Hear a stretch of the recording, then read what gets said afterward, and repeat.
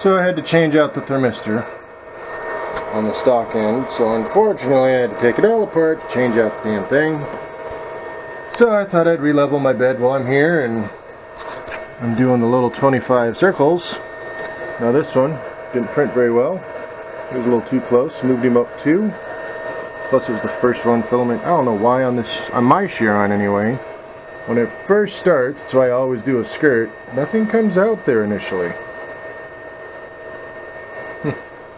But the rest of them seem to be doing pretty good, and I haven't changed any settings other than I did raise this one up 2, and then, well, you can see on those first 6 here I raised up the whole bed. I don't know, what is it, 0.10,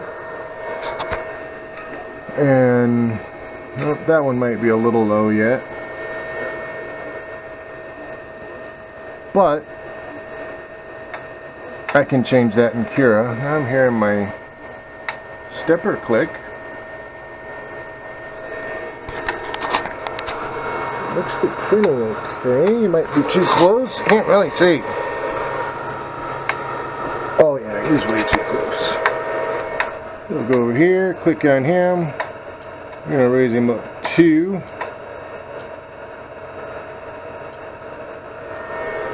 That one was way too close. So either the bed's warped right there a little bit, and as you can hear, the clicking stopped. So yeah, see that last one that was clicking? Way too close. Now, as I was saying though, these are all actually a little bit too close, but I have this set at 0.16 for printing in my slicer. I am going to change that up to 0.2. That's already been done. Initial layer will be 0.2, and then each layer after that will be 0.16. Try a couple Benjis, see how it looks, but he might be a little too close as well. Alright, well, I thought we were going to be pretty damn good. So we're going to come over here, we're going to click on that one, see that red dot, we're going to go plus. We're also going to go a hair to the right and go plus, and that far back one just outside the corner and go up 1, just to give it all a little bit of a lift in that general little corner, just to lift it a hair. And that one's looking pretty good so far.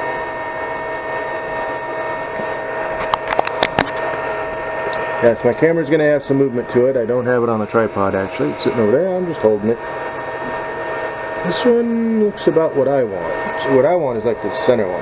So like this one, or one back there, you can barely see him. There he is. These front 3, like I said, were a bit too close. We got better on the second 3, and then that one looks pretty good for 0.16. Like I said, I'm going to change my slicer settings to where the initial layer is 0.2, so that'll lift it up another 0.4. Those of you know what I'm talking about know what I'm talking about. Those of you that don't, you need to do some research. But anyway.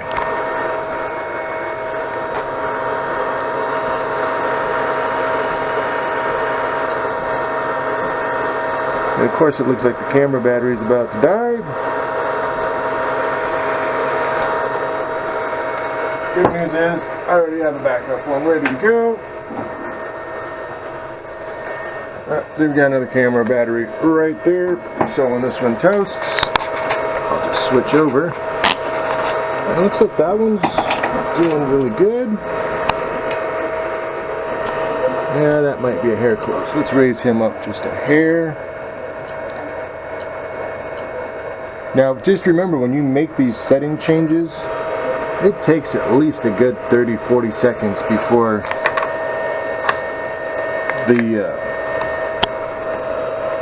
the printer knows you made the change. So it's already off to the next one by the time I made the change. So when I get this set of dots done, I'll make another set, and hopefully that next set of dots will be pretty much perfect. Now that one looks a little close actually. Yep, and if you just heard my filament extruder kind of clicked once. Yeah, you can see that one's way too close. We'll click on him, click plus. I'm also going to go the one above him and the one below him, and then click OK. Keep in mind, it takes 30 to 45 seconds before the printer knows you even made that change. That change is over there, and we're now over here. So next time, I'll probably just do all these 25 and hopefully be all good. Now the part that upsets me, and the reason I've actually been waiting a day or two, is I have a set of the new V6 version 2s that have the little set screw for the thermistors, so you don't have to take everything apart. I was going to show you one. There it is.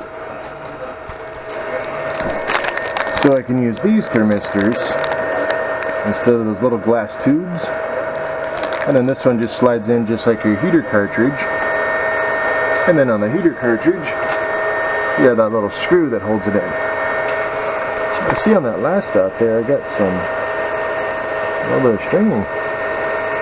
Not sure what happened there. This one, can't tell. I think he might be a little bit too close.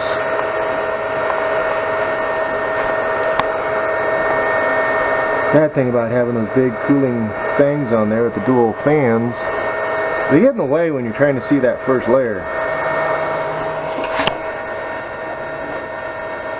Actually,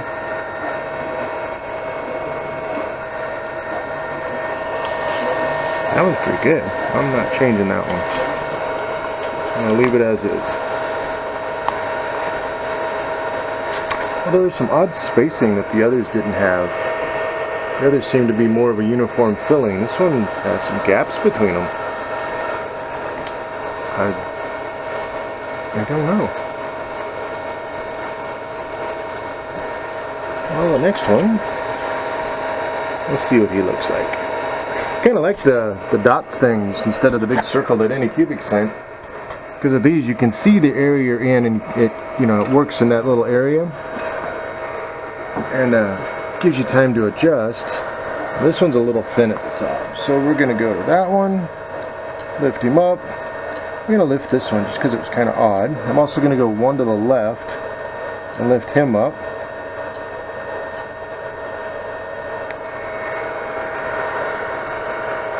The biggest thing is I don't want to scratch the bed anymore. You can see the circle here where I did scratch the bed doing the one from Anycubic. You can see where I was printing a fan shroud. It was actually one of those. I had it way too friggin' close. You can see the edge of a little benchy there. I don't even know what happened on these two because I hadn't changed anything. This one, obviously I was doing the alignment. That back one, he's like way too close, so we'll move him up. And the one next to him just a hair, and then diagonal, just because it was kind of the whole area, the whole thing was kind of too close. And the one above him already was, so this whole little square I just lifted up 0.10, or 0.10. So let's see what that one looks like. I think he looks okay. I don't know what caused this little bit of stringing here. It's the only one that did that.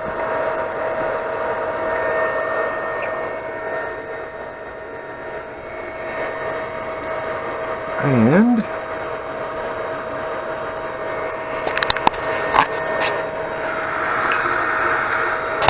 I know you can't see him. That one, it just printed in the back. There, actually came out pretty good. Now this one is the one that should come out really nice with the adjustments we just made, because in the middle of everything. We made adjustments on the left of it, behind it, to the right of it, and in front of it. So this one should be really good. Unless the bed's work. And I can't really tell. It looks like it is, but I can't really see it yet.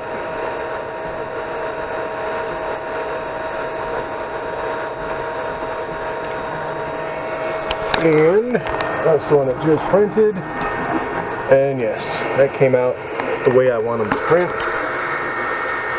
No rough artifacts, completely smooth. Now this one, I haven't done this entire corner here yet, obviously, so we'll start narrowing this one in.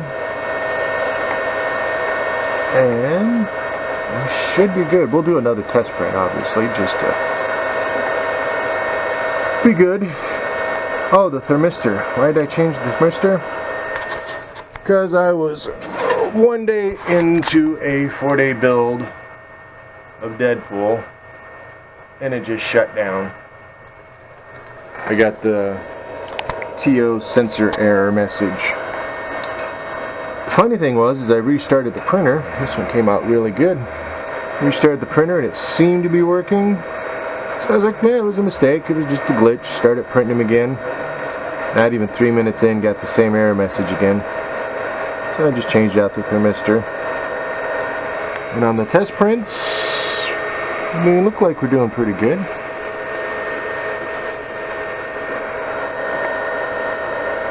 No, the top of that one looks like he might be too close. So we're going to lift that corner.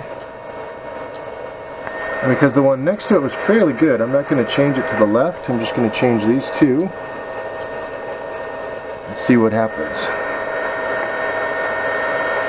That's the biggest thing with these, is just over and over and over, level it, test it. Once you get it dialed in and you don't monkey with stuff, don't move your hot end, you don't change spring tension. I always print PLA, the CYL Tech, I always print PLA. Their filament has been very, very consistent for me, and that looks like it's way too close. We're going to lift him up another one, and the one to the left just a little. But their filament has always been very consistent for me. I had one reel of white. I bought like 3 or 4 packs of 10, and I get 5 white, 5 black. One reel of white, I don't know what was going on, but it just, yeah, that was too close. So I lifted him up too. This one should be perfect. Well, the way I wanted to print. But anyway, that one reel of white filament, I don't have any clue. Just stringing and wooden stick.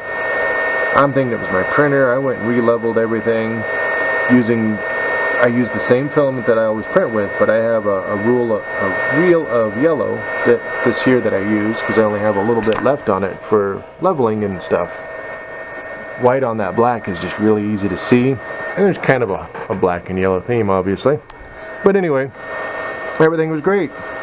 Put the white roll back in, started to do my print, stringing. Oh, kind of paused there for a minute, kind of scared me. I think we're done.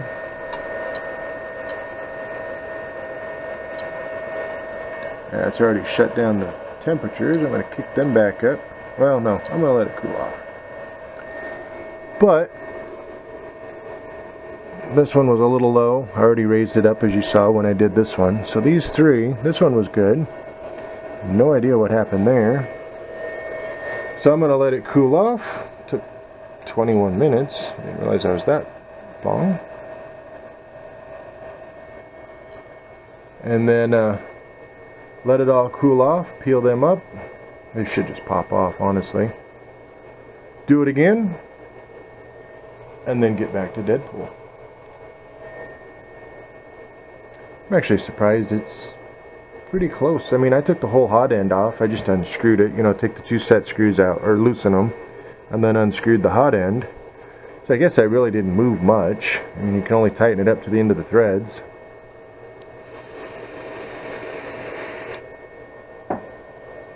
Alright, well, let's get them peeled off and do them one more time. So I was in the process of pulling all these little test discs off, these circles.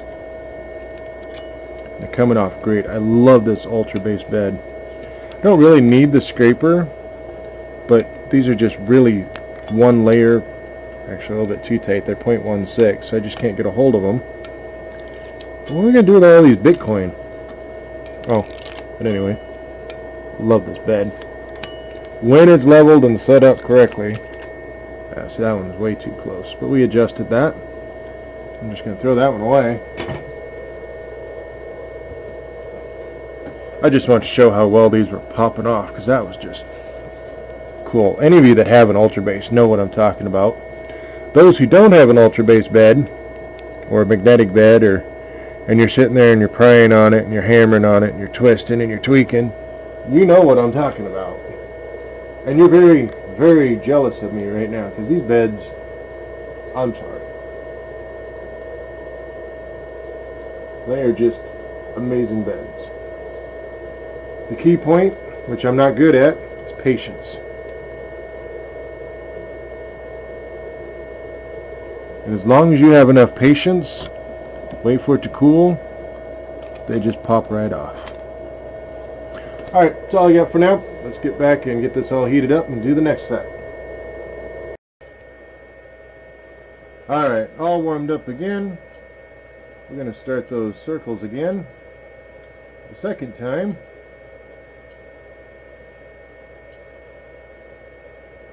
Everything should be good this time. You see a little bit of oozing coming out here. Don't do this at home, kids. That's hot. Use a pair of tweezers or something. We do the AnyCubic Chiron Z-level test, balance both ends each and every time. And this first one, now I know the filament feed out when it first starts on these, it's horrendous. So I always do a skirt.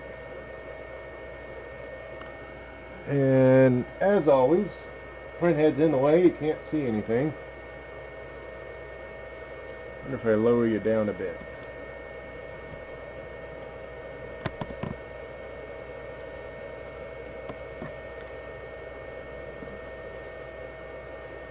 That was too low.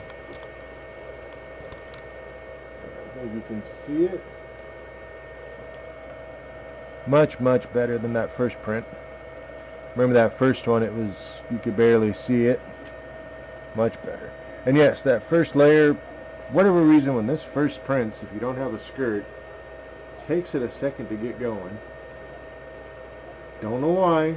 I just always do a skirt and don't even have to worry about it. Might be just my printer, I don't know. I haven't honestly seen others saying anything about it. Mine does it.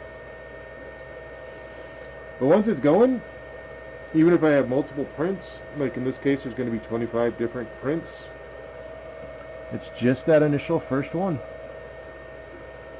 That's all it ever is. And these first two are pretty much spot on the way I want them to print.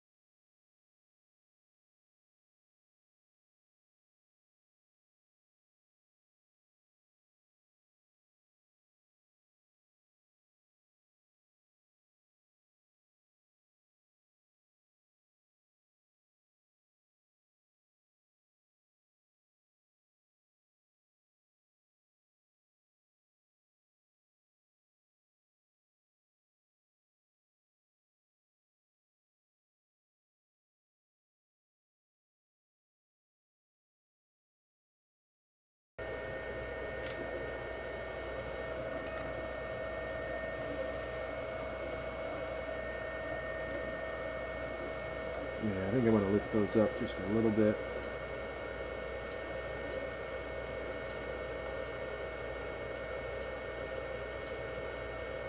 Just these. He's still a hair thinner than I like. The same thing with that back one. Let's see what this one looks like. I think I might do another set of these. Just one more.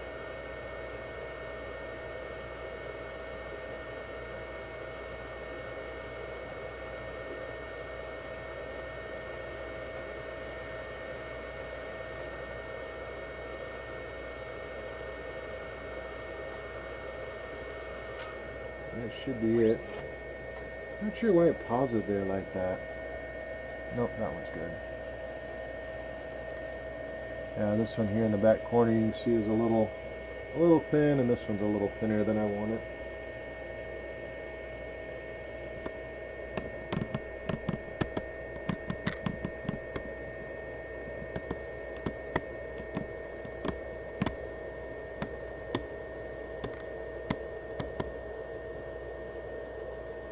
So right here on, we'll do it this way.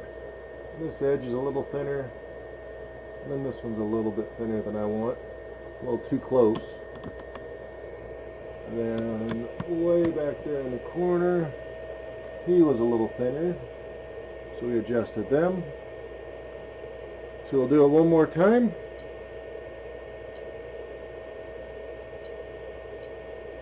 And we should be done after that. Now the print bed is still at 50. I'm going to move you over here kind of in the middle.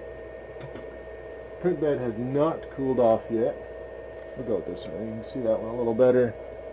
Well, I guess they still pop off. They're only one layer. They're kind of sticky. But they come off really good. So that's definitely a plus. Alright, well I'm going to go ahead and do another one, just to make sure we're all good, which I think we will be now. And of course, if anything's not, I'll film it and put it in there. But if it's good, we'll just skip right on to printing Deadpool, change out the filament and move on.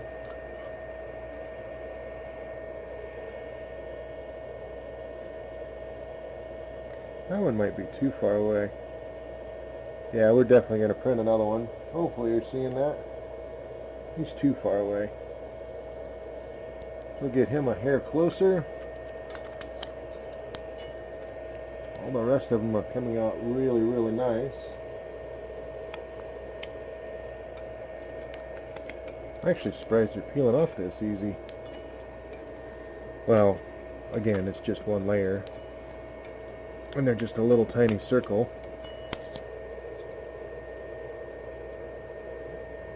Back over so you see these last ones. You just have to be really careful you don't scratch your bed. Last thing you want to do is fuck up a good bed. That one's kind of spaced a little bit. He might be too far away. You might get him a little closer. It's kind of odd because the one right next to him is perfect.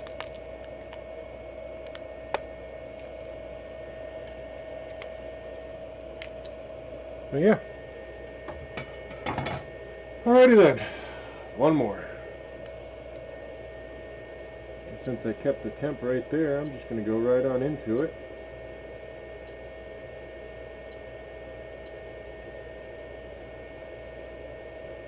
Watch it heat up again. Looks like the bed's got to come up 4 degrees yet.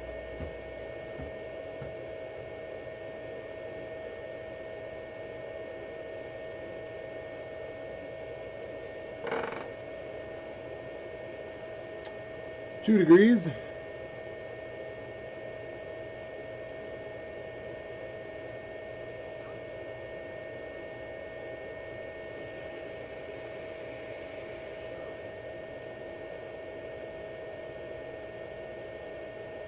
One degree. And it should kick in. Well, I was thinking about it. Oh, there it goes. Does its auto home.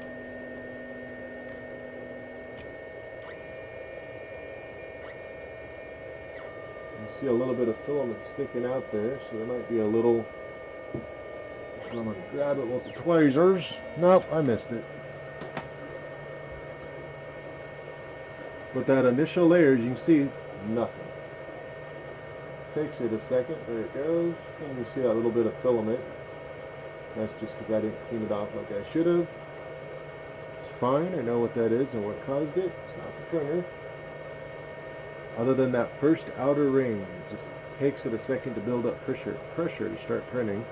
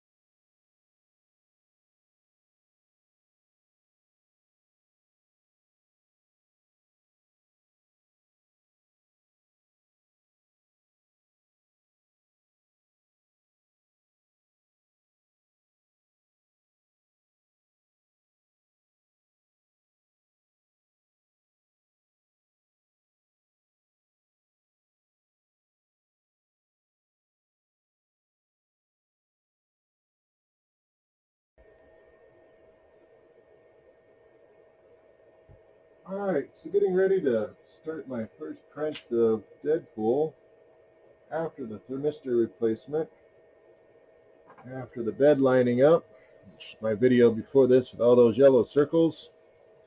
That's such a better test than the big target looking thing or spider web that you get from Anycubic.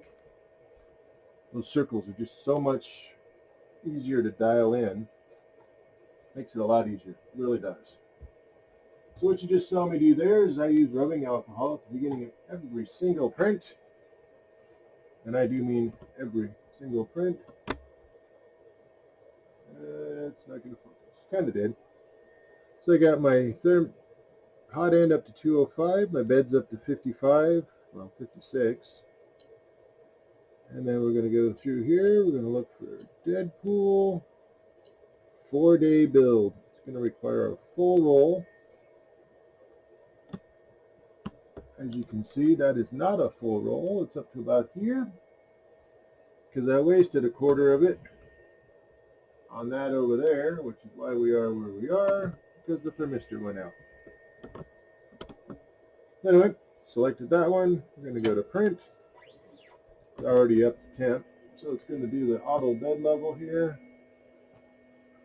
Clean that little bit off the edge. Yes, I still need to clean up underneath my bed. Something there. Clean off the tip. That one was actually pretty good, honestly. Get that first skirt and layer going.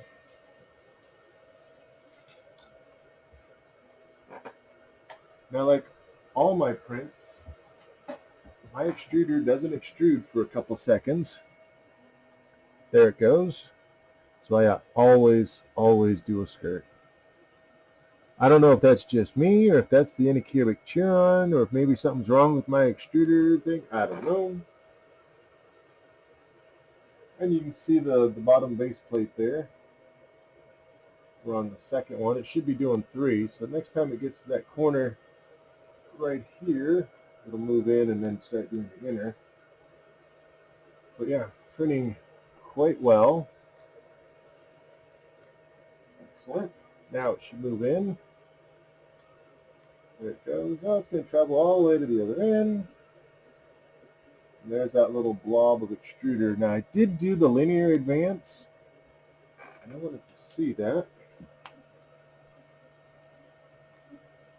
And actually, I really have to say thank you to Teaching Tech, because that came out pretty good.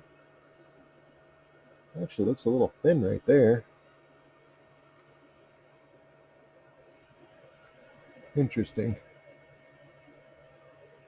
And then I also just realized on this, I forgot to move my speed up. That is only 60 millimeters. I'm going to move the print rate up to about 150. That way we're right up around 85. You would think 90%, but no, it's about 85. I don't know why that is, but it seems to be the way it works that I've noticed. I actually only went to 120% here. I'm thinking I'm going to wait till that first layer finishes, and then I'll go up to 150% speed boost or speed increase, whatever.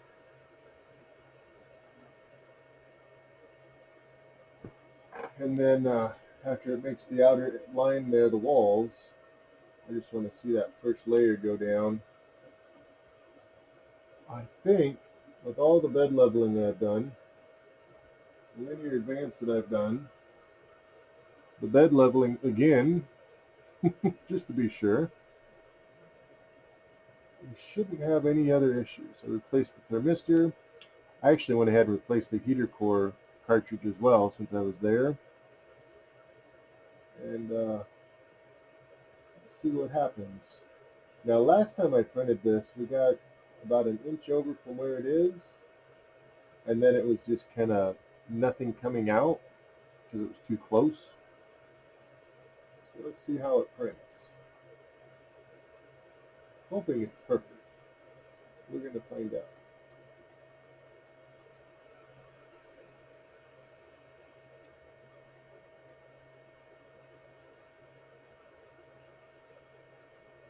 it could tilt you up this one here. I'll give you a better view. I'm seeing on that back side, looks like there's a little bit of a raised edge.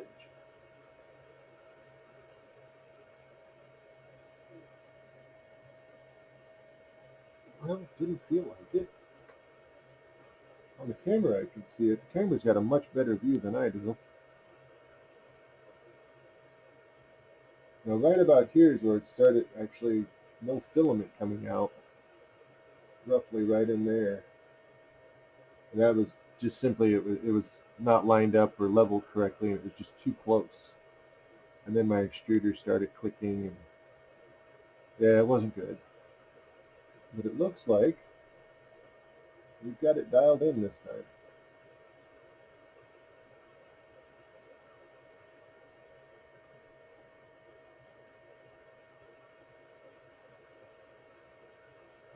It's pretty damn good. Now I'm going to let this entire first layer go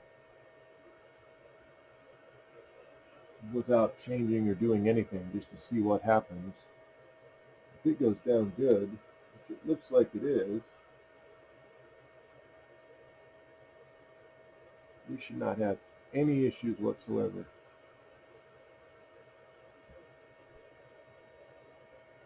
Other than weird stuff on top of my, I'm assuming the fan blew it up there.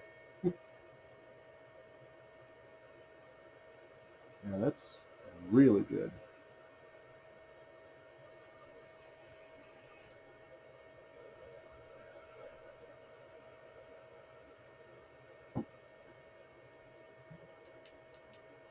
And if I add the light, if it shows any better for you. Oh yeah, it does actually.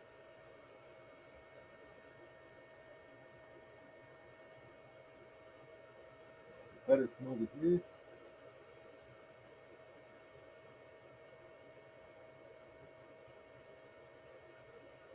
So yeah, that's really, really good. That's probably my first best layer.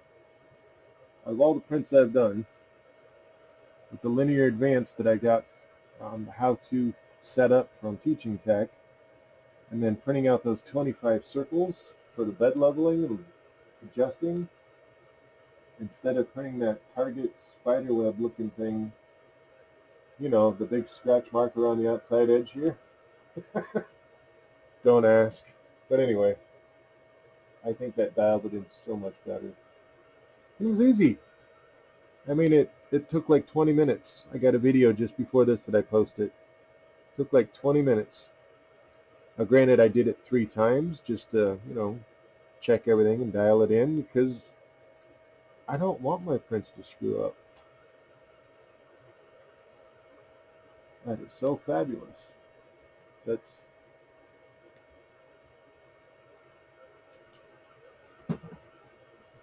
And you're right, I'm probably still too close to the bed. I might change my Cura settings from starting at 0.2 to starting at 0.24.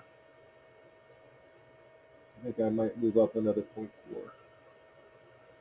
Yes, I'm using a 0.4 nozzle. So you always want your layers to be divisible by whatever nozzle you're using. I'm using a 0.4, so I need to make sure my layers are always divisible by 0.4. If you were using a, let's say, 0.5 or 0.6, you know, then you'd want to go by 5s if you're using a 0.5, or by 6s if you're using a 0.6. I have never used a 0.8 yet. That is something I'm looking forward to doing once I get into my wood filaments. Mostly because they're just so much faster. It's like twice the speed. Probably go through twice as much filament too. Yeah, we're already way past where I normally would have under extrusion issues. I haven't heard my filament feeder over there clicking at all. Not even once. And first layer, what are we, like 25% of it ish? Looks really good.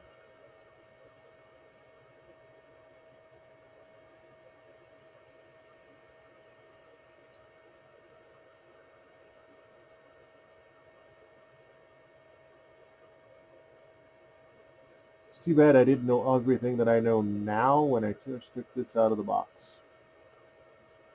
The scratches and the scarring in the background underneath that print that you see would not exist. It had nothing to do with the printer or the slicing firmware. It was honestly my mistake. And Anycubic actually assumes you're a moron. They do. They assume everybody's an idiot. And there's a good reason for that. Because we're all idiots. If you're offended by that, just shut the video off. But anyway, when you first start to print your bed, Anycubic sets it up so it's 2 millimeters above the bed. So you don't do this. And then you slowly adjust it down. Well, I thought I knew better than them, and when I did it, I just automatically moved it down to. Yeah, look what happened.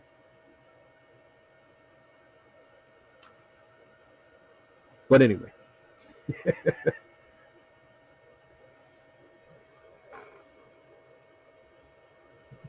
Now, I have been looking, speaking of teaching tech again, I've been looking at getting an XY core printer.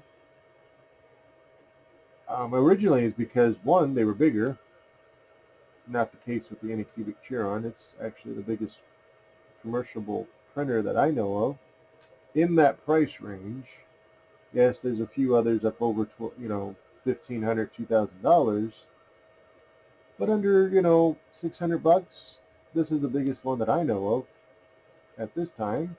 Maybe there's something I don't know, but it's the only one I know of. But anyway, I was looking at the XY core for the build volume, but also because it's different. I mean, I got a Delta printer. This is my first printer. I don't recommend a Delta printer for your first printer. That was a hell of a learning curve. But it's completely different from the setup of the Chiron, the Cartesian type printing. So I had to pretty much relearn everything I knew to get a good print. And now they have the XY core, which is yet again completely different than both of these.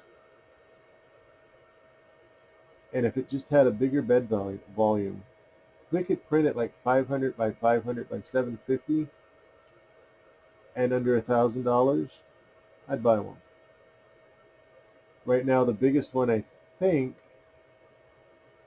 if I remember right, is maybe a 400 by 400, and it has a lot of issues. It's the Tronxy. It has lots and lots and lots and lots of problems. Did I mention it has problems? Well, anyway, Creality came out with one, pretty much the same thing, the Ender 5, much smaller. It's 300 by 300. From everything I've seen, there's minor adjustments here and there, which, I don't know, any 3D printer, you don't have to adjust something. It seems to be a good printer, seems to print good.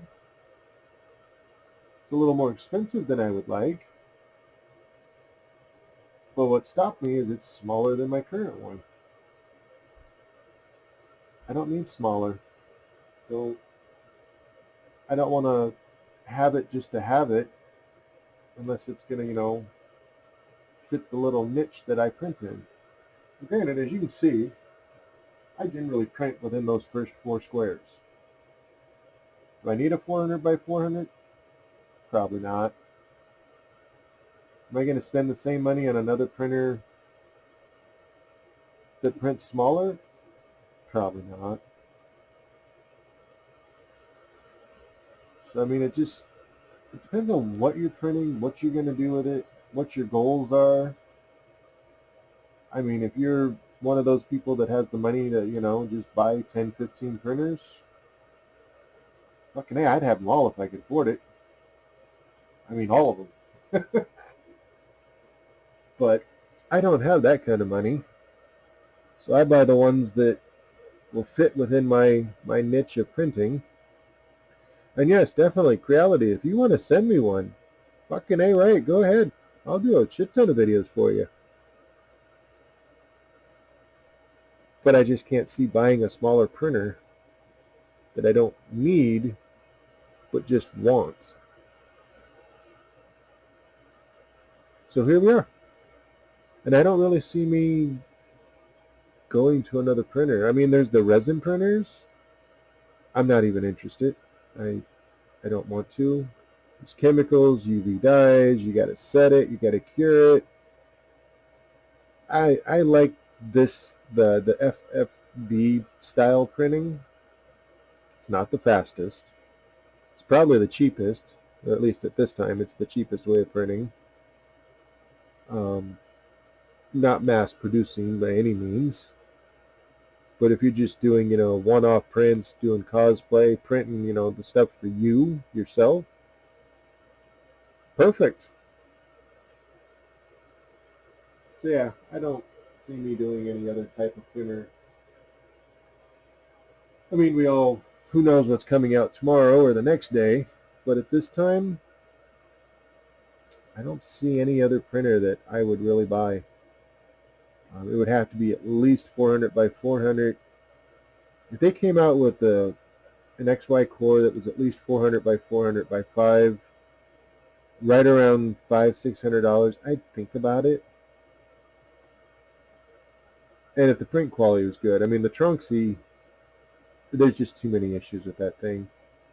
And a lot of people have tried to print, the parts. They gave up on the printed parts and they went and had them made out of aluminum.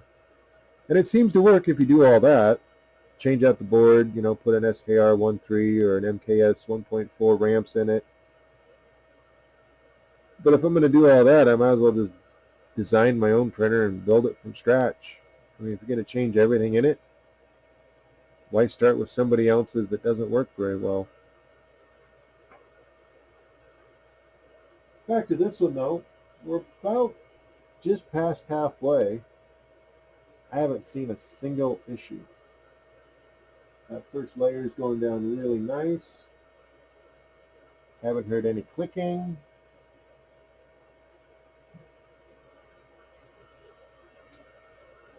We'll get that second layer to start, and then I'll start fast forwarding through this. I'm going to make you sit through everything. We're at about 18 minutes now.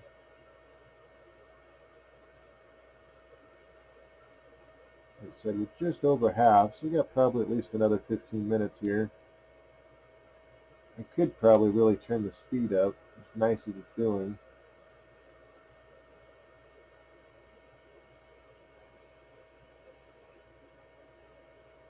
Like I said, I was doing the test prints, bed leveling, and I forgot that I had my Cura slicer set at 50, and I didn't turn it up. I normally print 75 to 80-ish, and then in the printer settings, I'll boost it 25% to 50%, depending on what I'm printing or what part of the print I'm at. I might even slow it down later too. It just depends. So this one's just a bit slower than usual. I do see a line in there. I'm not sure what that is. That might just be the lighting.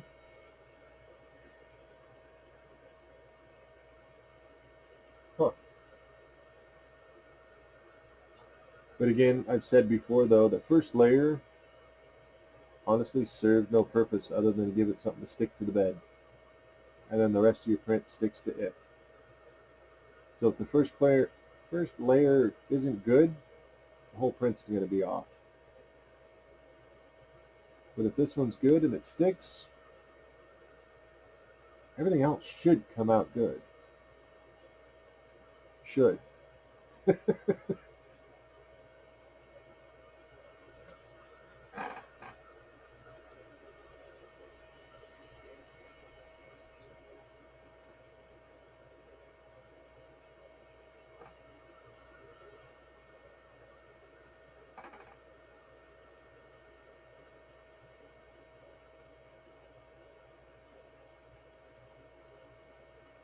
Yeah, that first layer is really going down nice. There you go. See the lighting? When it's up close, you don't see those lines. I think it's the light.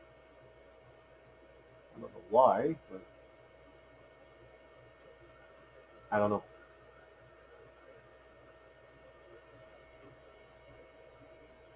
What I do know is after doing that linear advance and the bed leveling, the bed leveling and setting everything up, it is printing the best that it's ever done for a first layer that big.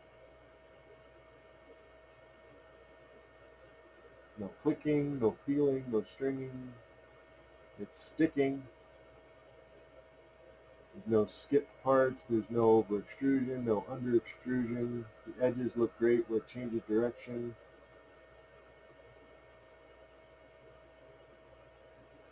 Thermistor's still working. I need to stop saying that. I'm just jinxing myself.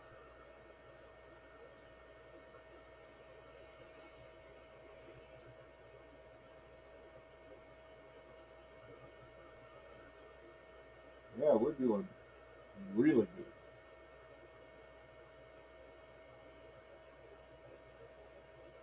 Actually, right there, I see something.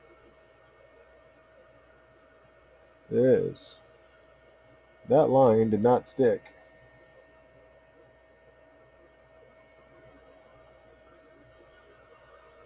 I don't know what happened there.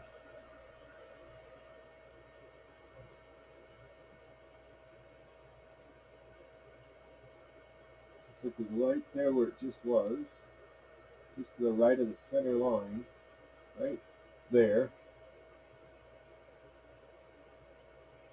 And that may have been an issue with the filament. I don't know what happened. It seems to have corrected itself. As far as I can tell. It's still putting out. It's not like it under extruded. Again, the bed may have been some dirt or some dust on it, so it didn't stick. Something happened right there. Could have been some crap in the hot end that came out. Nope, I see another blob right there that happened. Right there.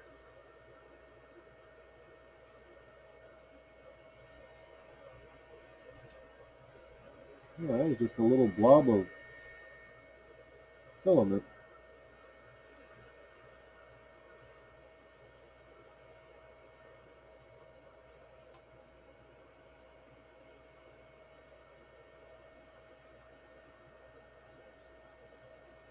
Interesting. I don't know what it's doing.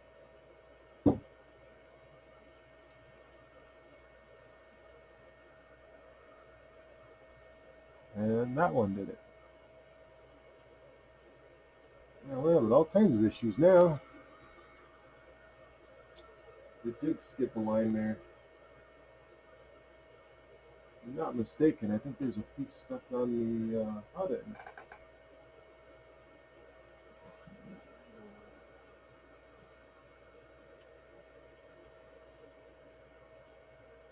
Maybe that's what it was. Something. So yeah, it skipped a little bit right there. That's what it was doing before.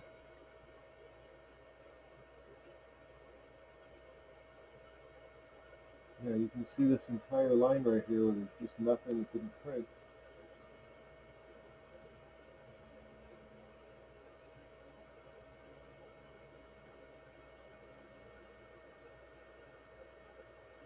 And then right at, but I don't think that was the bed. I think there was a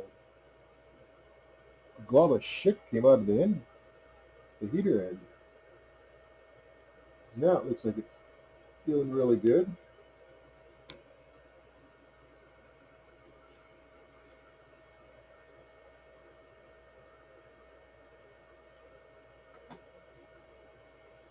So I get talking shit.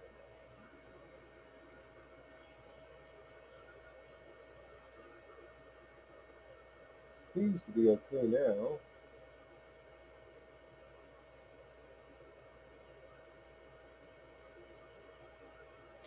Looking at the hot end, I don't see it. The temps are all good. It's right at 205. Bed's at 55.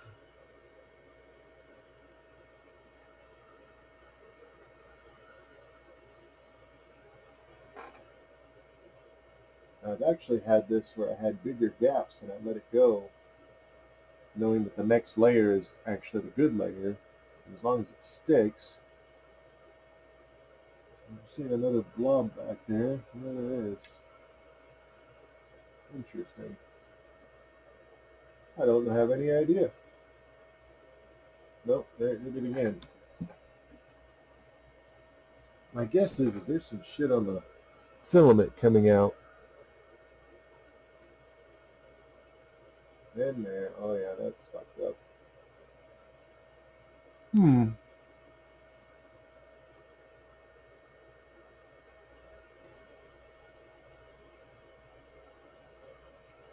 Yeah, you can see it on the back side there.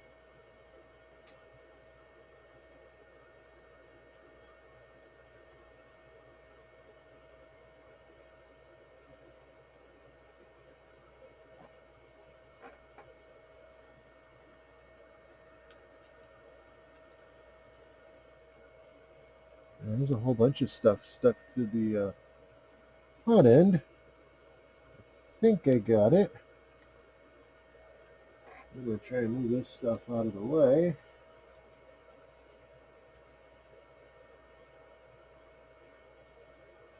Well, this will be a failed print, but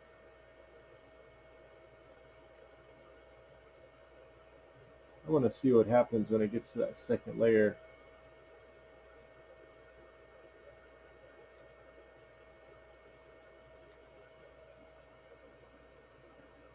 And there's definitely a problem.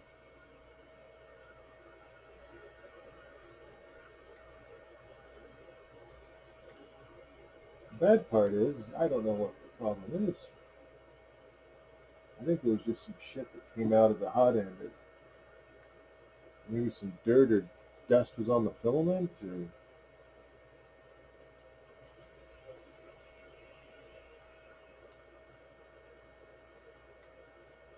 yeah, it seems to be fine now. I just noticed my autofocus when it gets close takes a second there, right there. But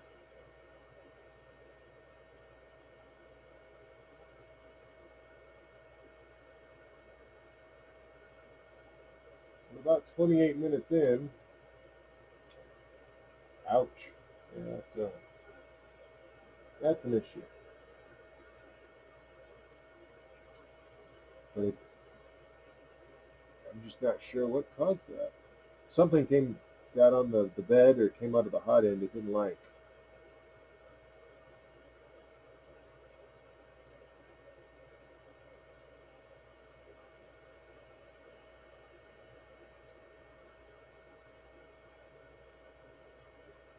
Now it seems to be fine.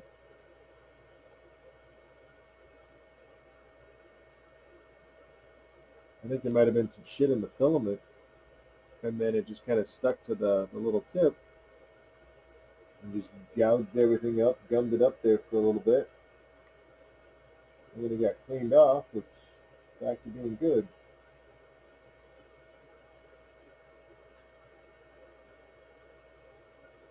Huh.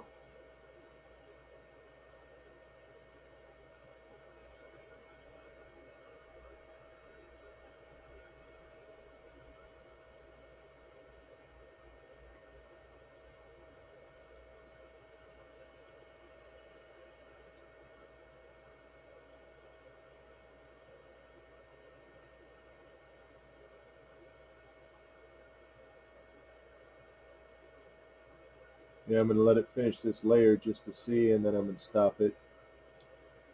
Peel it all up, start over. It's only going to be about 35 minutes lost and a little bit of filament. I mean, it looks like a huge amount. There's really not that much filament that I used. Maybe 2 meters at most. No, maybe a meter. Hoping it was just some shit got in there and fucked it up. Otherwise, it looks good now.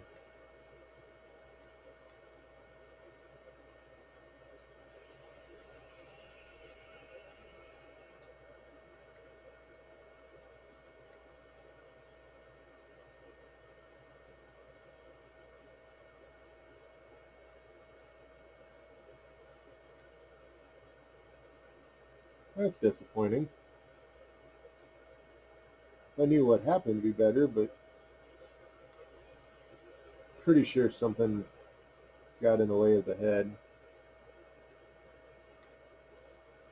Some dirt or some dust, a little blob of filament, whatever it was.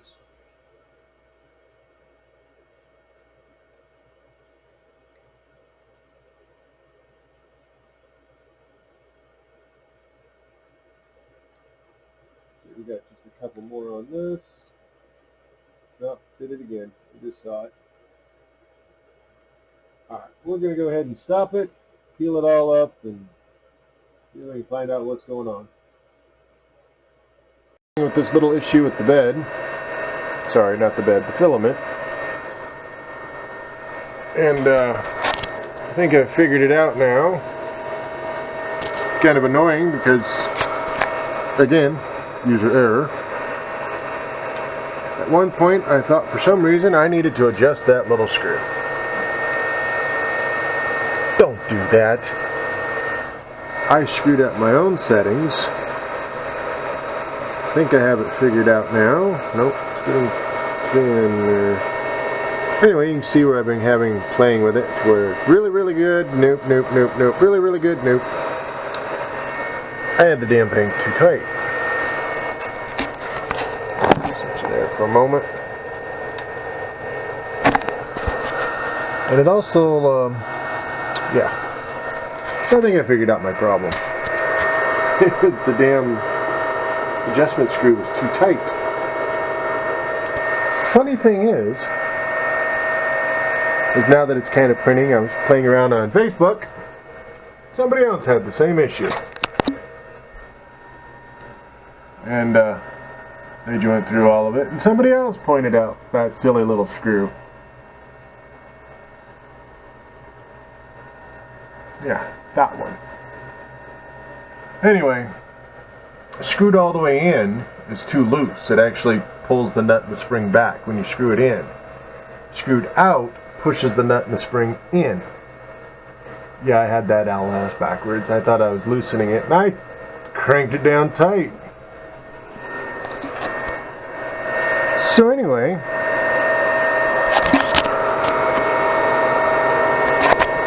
the next line over there seems to be printing quite well.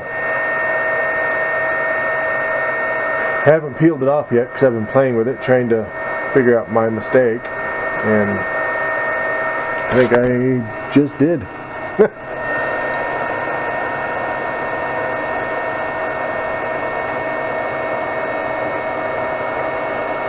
Yeah, pretty much I'm in the middle right now. I don't see that well. Right there. The other thing I've noticed is when it goes in here, can't really hold it and do it.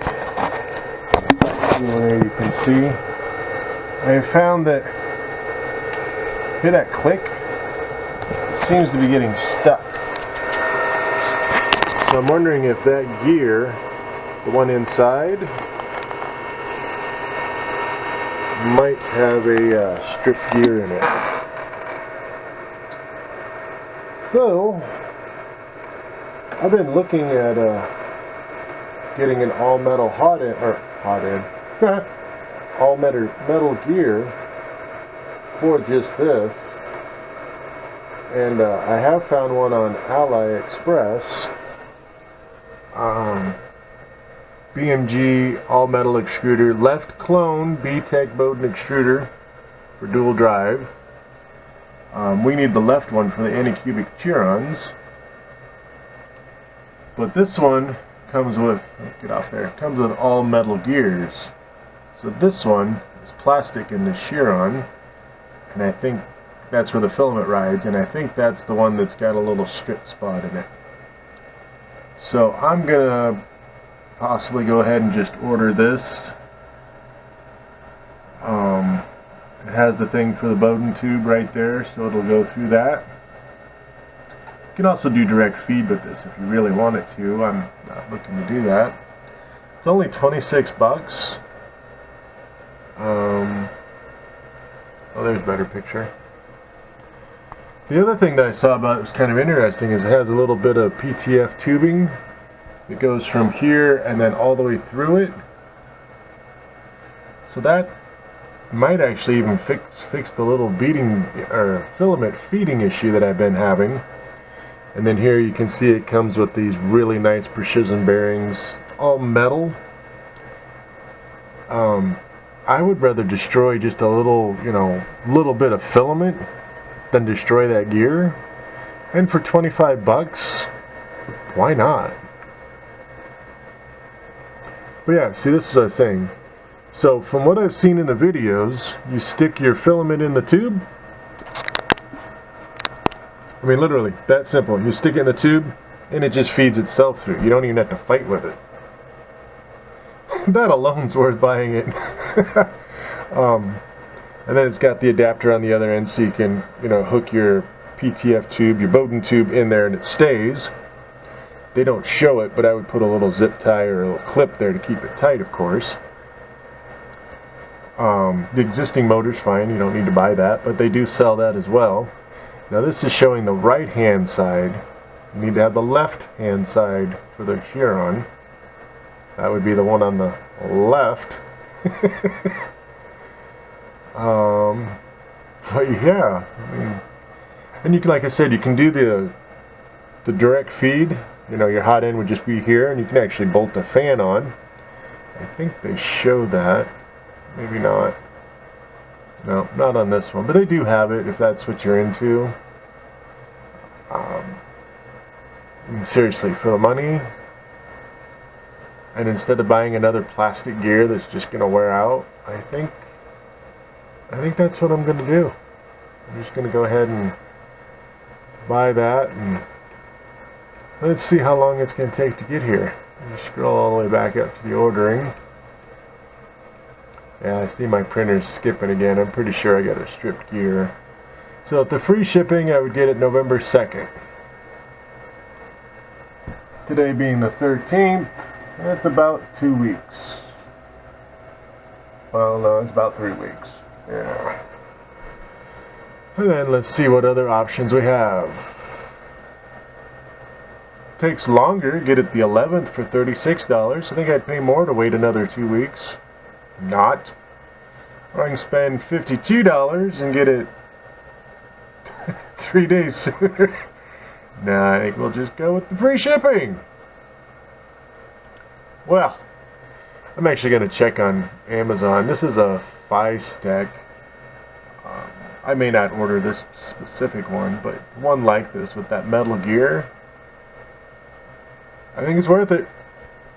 I do. I thought I'd look around at those gears just to see, get them closer and locally faster. Found that little gear that I need. 10 bucks on Amazon. Nope, it's plastic. Then I was just looking on Amazon. They got the dual drive thing, but oh look, plastic gear. 20 bucks. Nope. Looked at another one. Oh look, plastic gear. Let me zoom in on that one. Look at that, plastic gear. $17. Yeah, I could have it tomorrow though, if I order in 8 minutes. It's the wrong side, it's the right side. I need the left. Then here's the metal one that has the metal gears that it's not showing me for some reason. There it is. There's the metal gears. And I could have it Tuesday for $53. Probably not. Yeah, the metal ones on Amazon, they're proud of them things. AliExpress is honestly half the price. It's the one I want. I just gotta wait 3 weeks. Or I can pay $25 and have it in a week.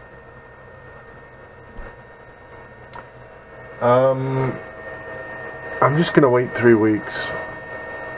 I've got some other stuff that I have ordered anyway. I can find my cart. I'm not getting the fogger, don't look at that. Another thing, a filament tube. I found these Creality CRX throats that look very similar to the one on the Chiron. There's not a lot of information on their site, you know, as far as size. I don't know if this is 6mm. I'm hoping, maybe. But, you know, it's $6 for 2 of them. I'm probably going to order it just to see. I also found this thing for the slide plate for the back side of the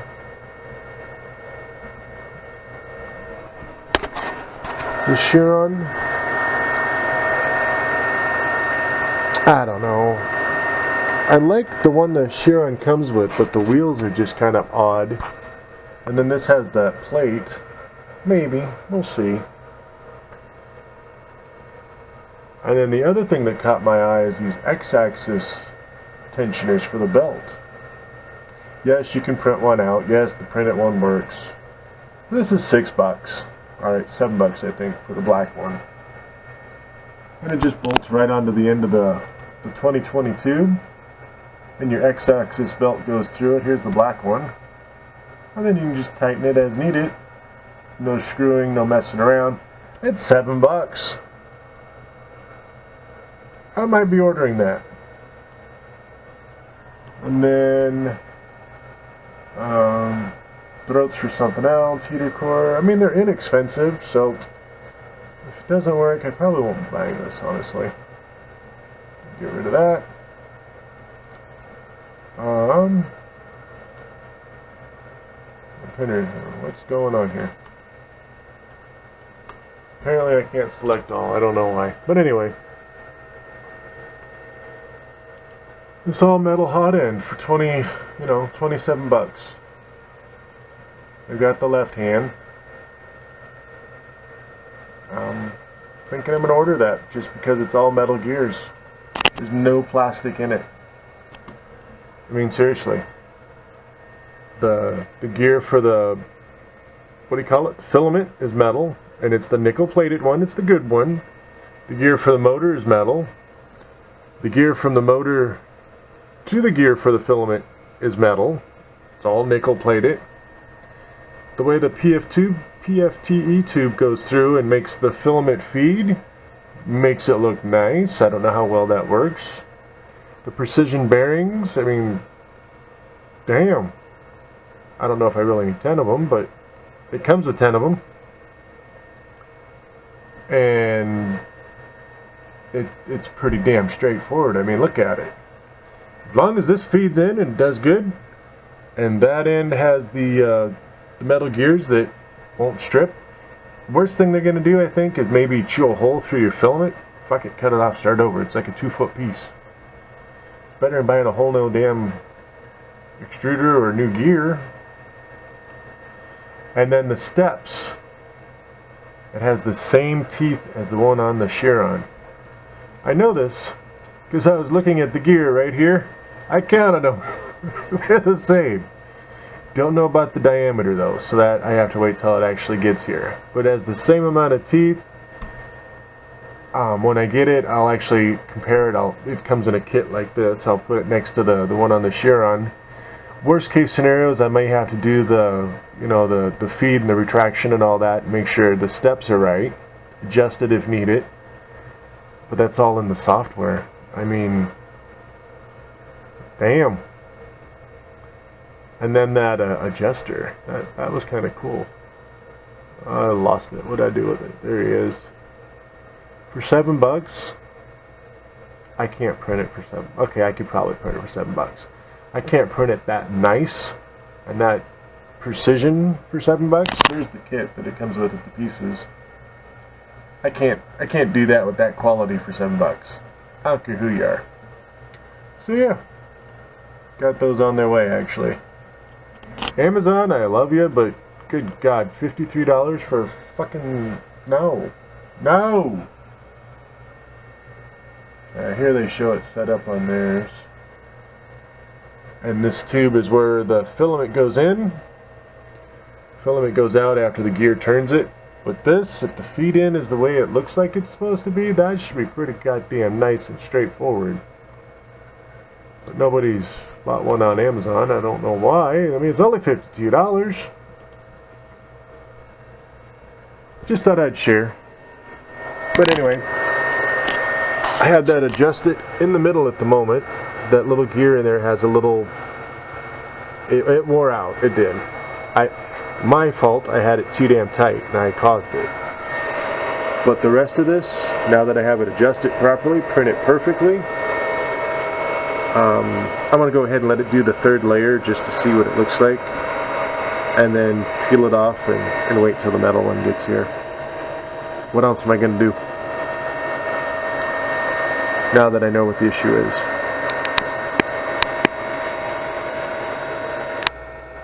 So I got it all the way apart to where I could actually see in there, and what I thought was a stripped gear, I was completely wrong. It's not stripped. The notch is fine, the bearing's fine. The little tensioner wheel pulley is on my film, it's kind of hard to get to. But he's fine. And this piece just kind of goes up over there. And that's what he does, is he tensions against that filament. So apparently I had it way too tight. I also checked the little plastic gear that I thought was the issue. And no issues at all with it.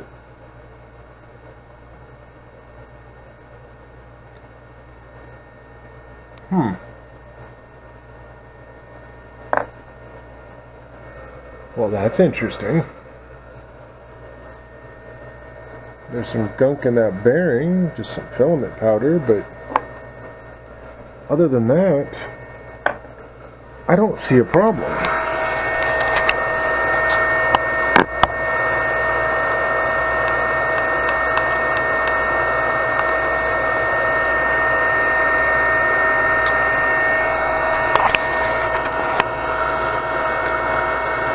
Well, I'm going to put it back together,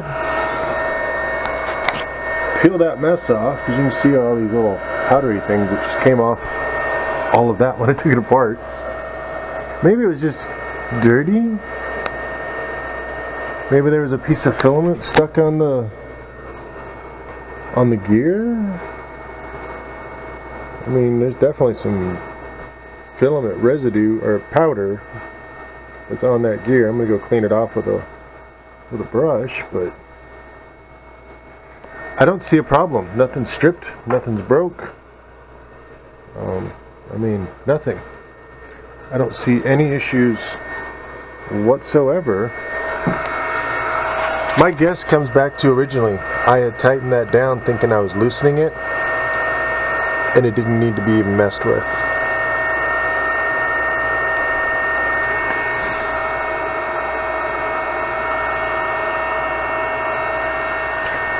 I know it's really hard to see while it's on the printer, but yeah, there's nothing damaged, nothing broke, nothing loose, nothing dirty. Might be dirty. It might have been just me misadjusting. But once I lined it up again, I mean, you can see from here down, or that way, print it perfect. Started on this next layer going that way. Now here, it's printing over some fuck-ups, but it was doing great the last 15-20 minutes. So I think it was just me. This is actually cooled off now. I can shut that all off actually. So I'm going to put it back together and try it one more time. It's got to be just that, the tensioner. I must be either, I think I over tightened it. I think that's honestly what it was. And that's that screw that they talk about. You screw it all the way in as is, that's as loose as it gets. If you unscrew it, see how that screw moves down? That tightens the spring up and makes it too tight. I had misthought that the further away, the looser. No, that pushes the screw in. The further in, the looser the tension is. See how that works? Just with that screw, or that nut. Further down, which is turning this out, is tight. Screwing it in is looser, or less tension. See how that worked there? Hopefully you get it. And put it all back together after I clean it out and try printing again. So, I didn't see a problem. Put it all back together, clean the bed, got it up to temp.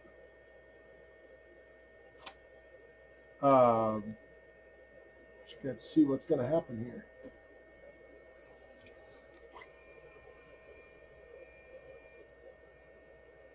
I adjusted the tensioner.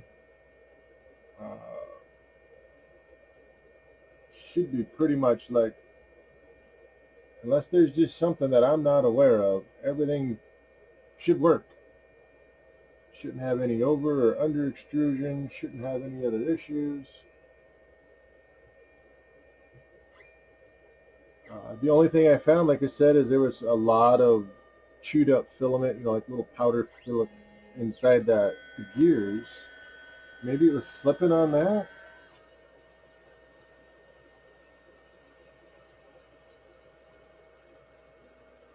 So same thing as before, doesn't print right away, which fine, I can deal with that.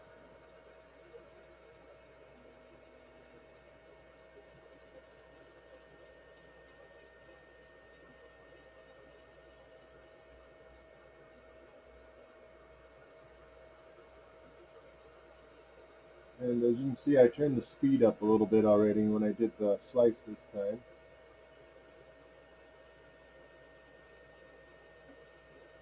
Here's a slight buzzing sound. I think that's my fan. My fan's making an odd noise now. The one thing I didn't mess with. God dang it. Is that 2 or is that 3? Oh, that was 3. Okay. So now it's going to start doing the actual outline of the print itself. That outer line was the skirt. Like I said, I print a skirt because it does not start filament flow for like 30-40 seconds for whatever reason. Nothing in my G code that I can find that tells it to do that. It just does.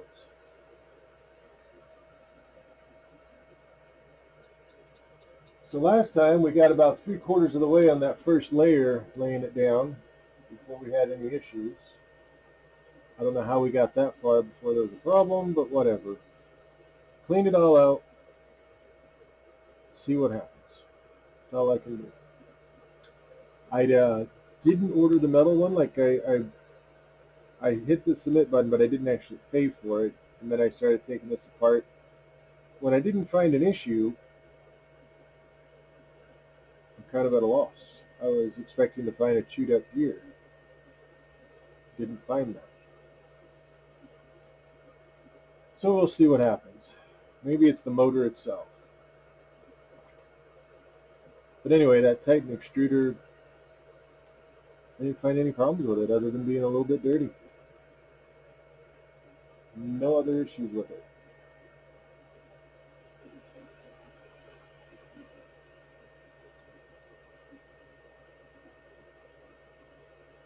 I didn't do anything to the hot end, so the bed leveling, the linear advance, all of that should be spot on.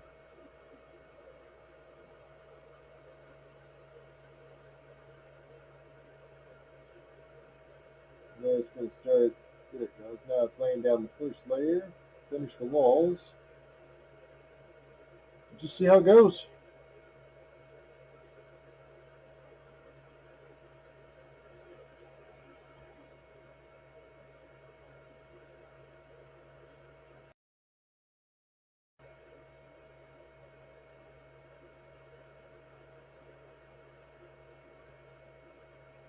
So far so good, but last time was perfect until we got to right about here, I think it was, when we got an issue.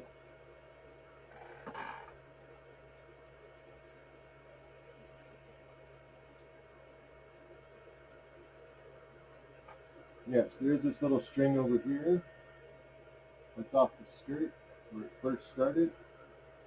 That doesn't have anything to do with the print itself. That's just in the skirt. It will be thrown away.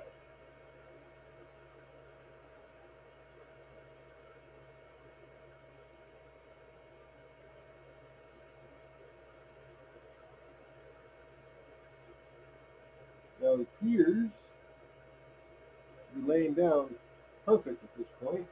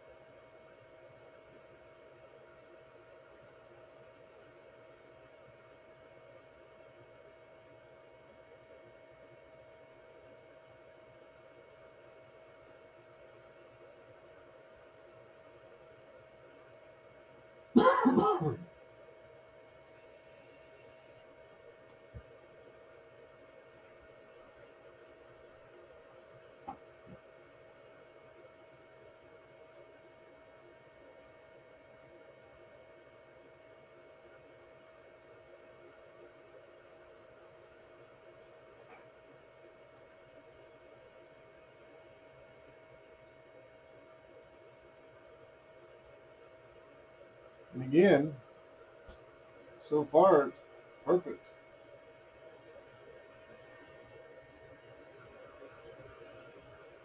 Don't have an explanation.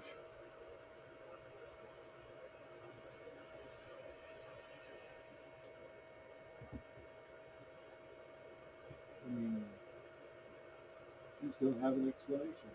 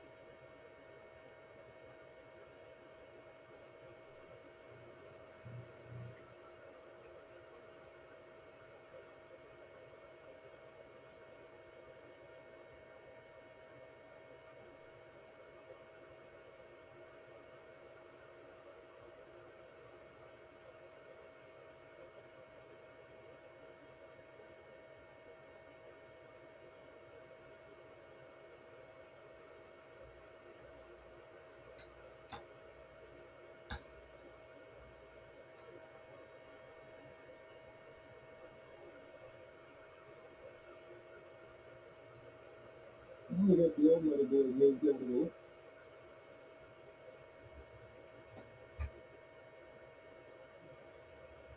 Look at this one.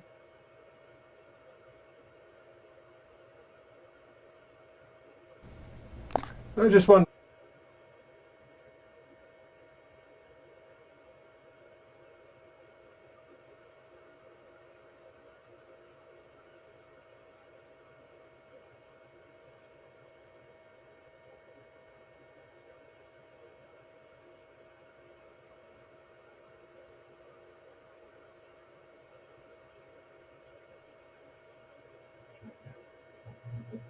Yes.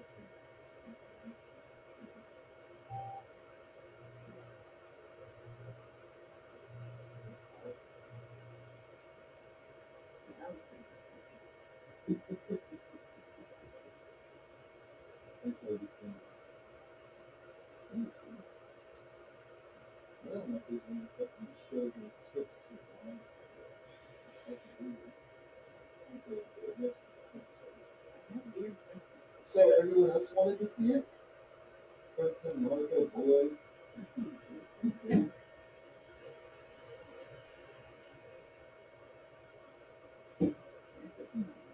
No.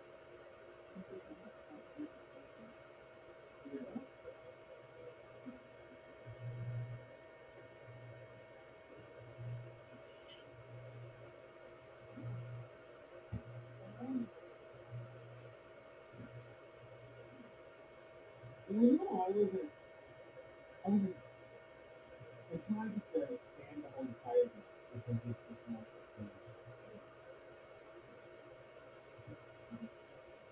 I actually was given a tire grinder.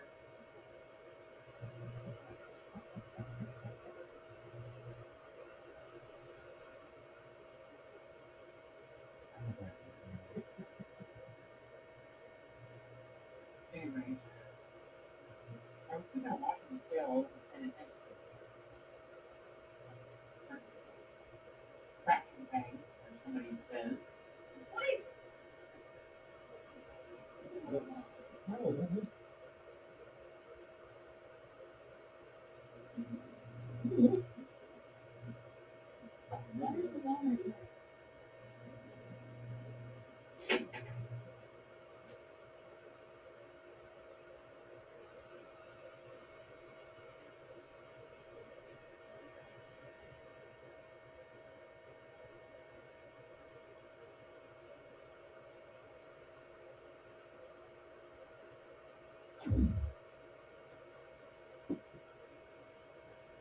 Okay, come back to that. That's just taking fucking forever.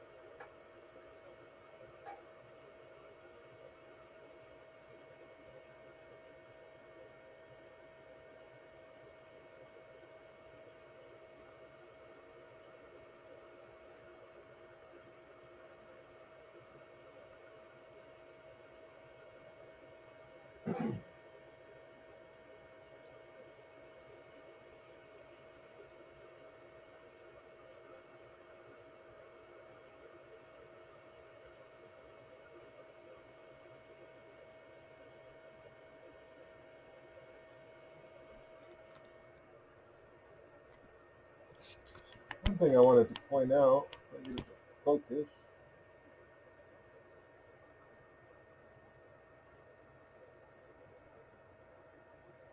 Right.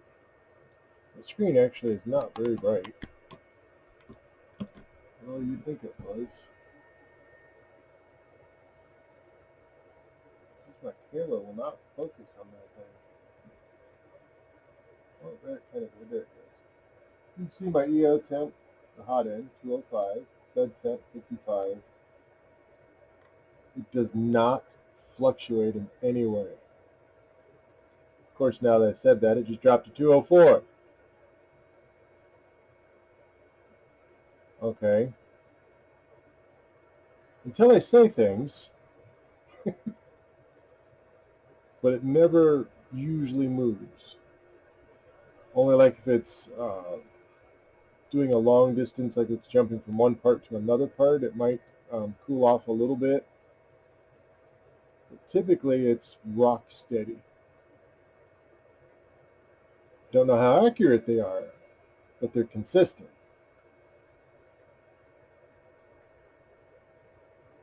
Normally. But anyway, back to the printing, which seems to be going exceptionally well, and I need to just quit talking about that because as soon as I say something, something goes wrong.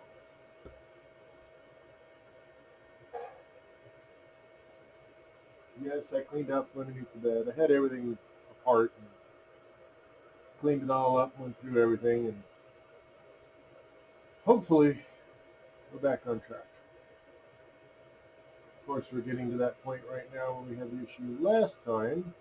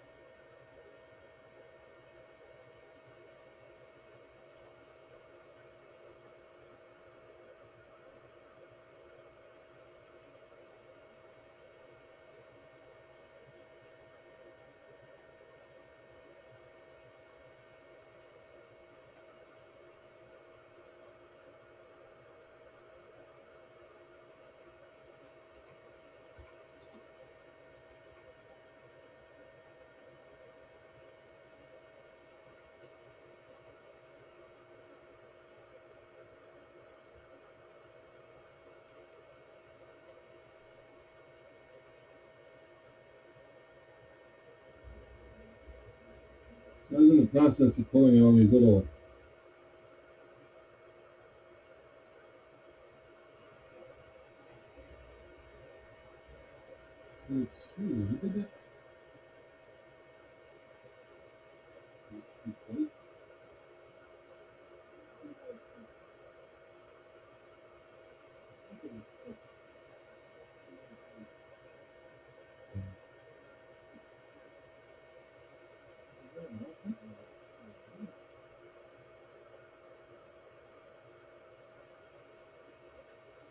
I don't know what the problem is.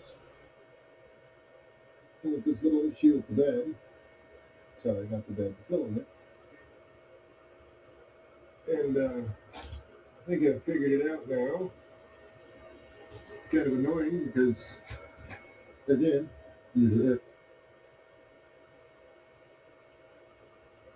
I thought I'd look around at those.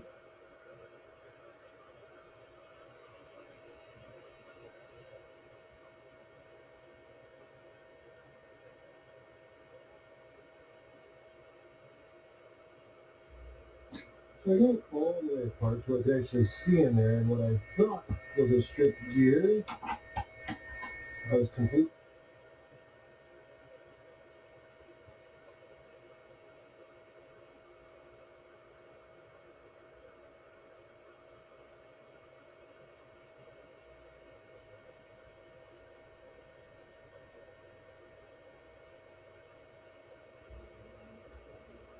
I was in the process of pulling all these little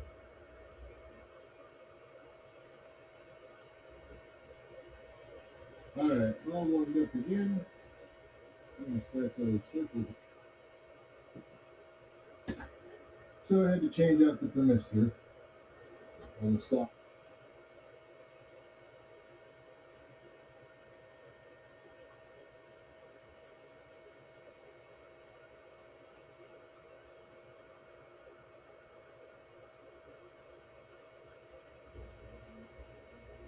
So I was in the crossface bed, leveled and set up correctly.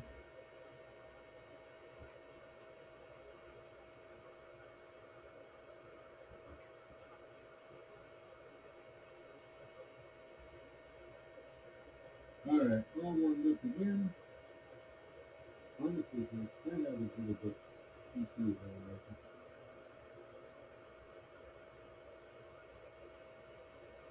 Alright, let me go ahead and do another one.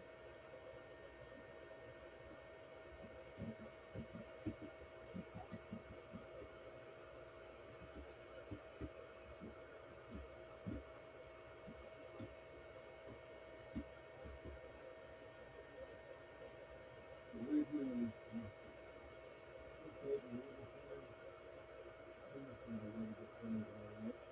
oh, too close.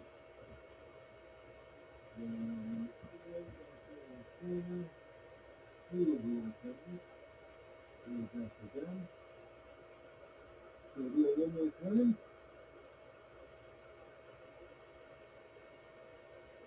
You do it.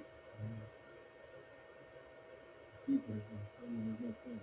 I know you can do it. I won't do it.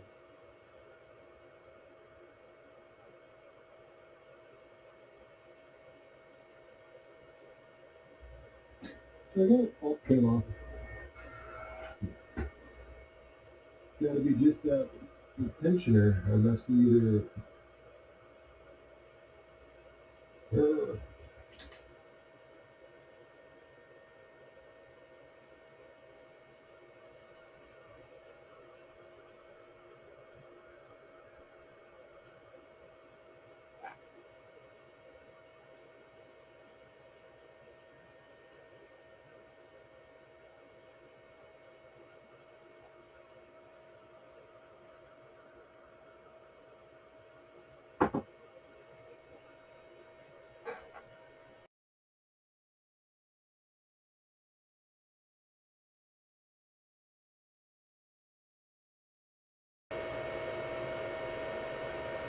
Not sure what happened there. I lost the camera for a minute.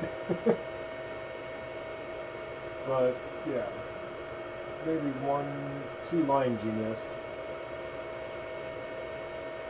Looks good though. Let me stop saying that.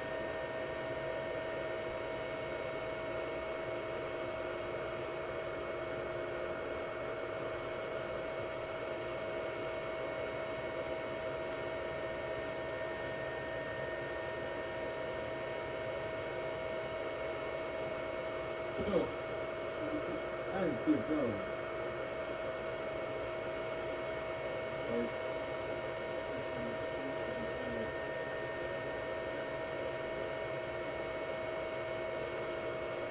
Anyway,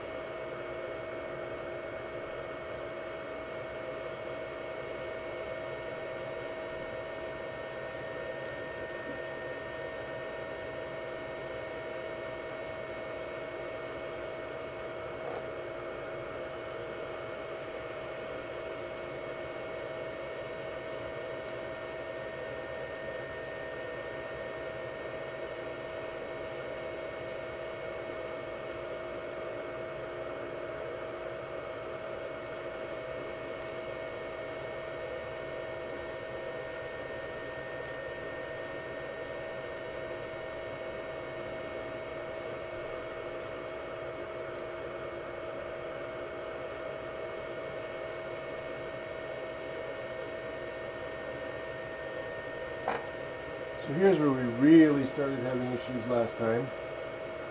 Shouldn't be saying anything, but this first layer goes down. I think it was just dirty. Now, I have printed a lot with this printer. A lot of, you know, print after print after print. I'm wondering when I monkeyed around with that tensioner if I had it too tight and it started stripping, and then cutting some filament off, you know, little pieces, and just got to the point where it was stripping or sliding. And now that I got it all cleaned out,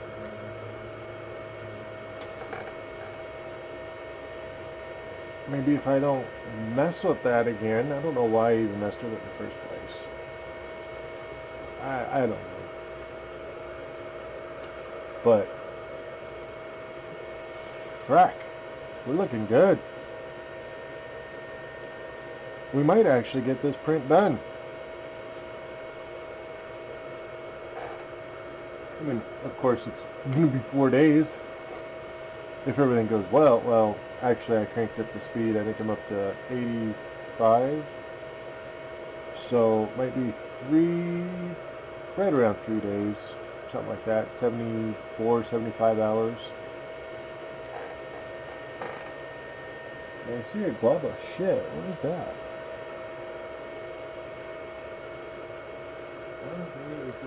No, I see something there. I don't know what that is. I see it on the camera, but I can't feel it.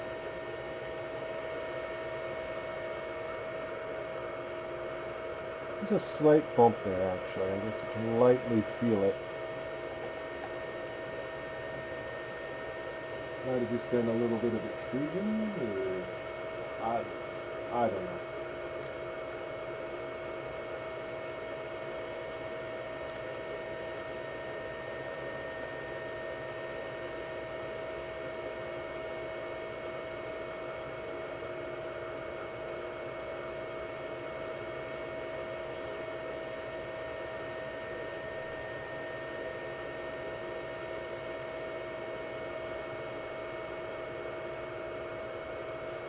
All I know is I'm extremely happy. I mean, it was only, what, $27 for the all-metal one? But this Titan one that comes with the, or Titan clone, I'm not sure, Aero clone, I think it's a Titan clone, seems to be working quite well. When you don't mess with it. When you get it adjusted, leave it alone.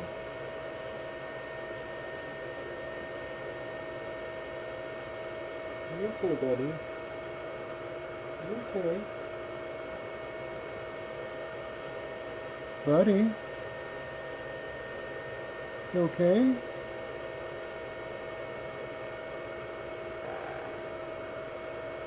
Oh, okay.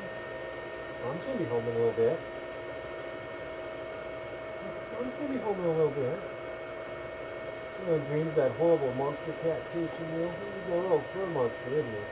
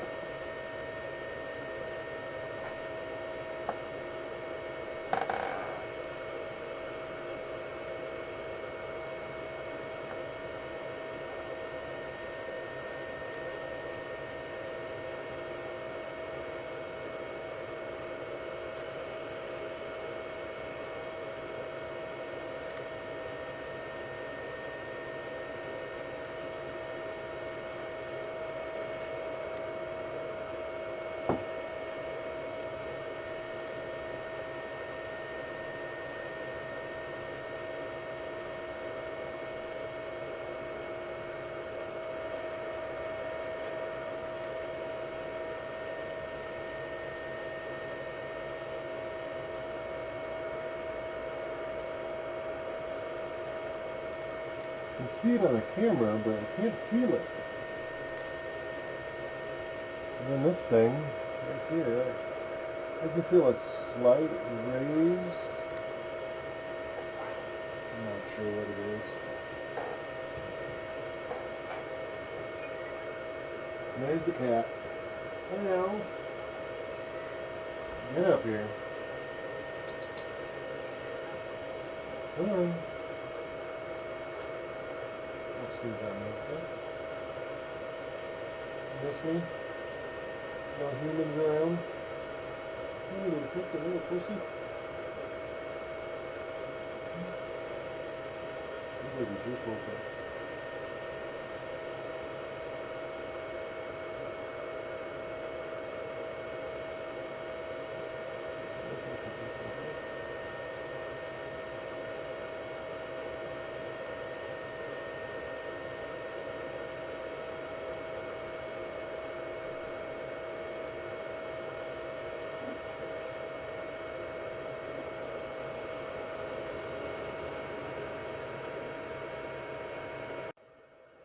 Well, that was the end of the first layer, and it printed quite well.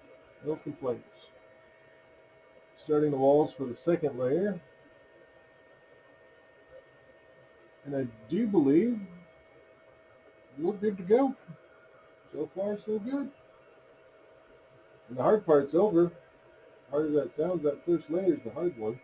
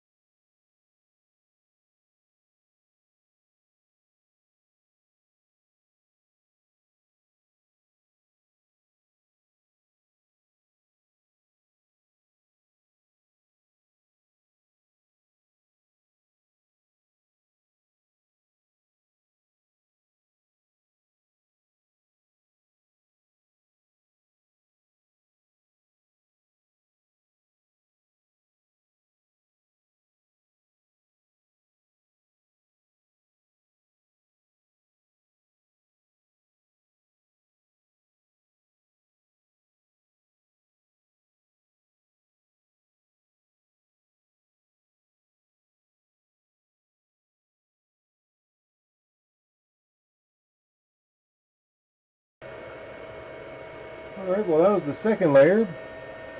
Other than those weird little wispy filament things, I had no issues. I don't know what those little stringy things are. Got them all cleaned off now. I'm thinking possibly my part cooling fan might be blowing the filament. I mean, it printed good, but those little wispy things are kind of weird. I don't have a clue.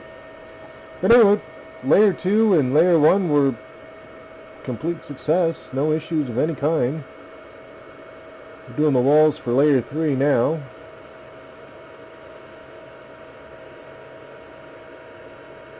And then I think we got it sorted. It just came down to the tensioning on the filament extruder, the Thermistor.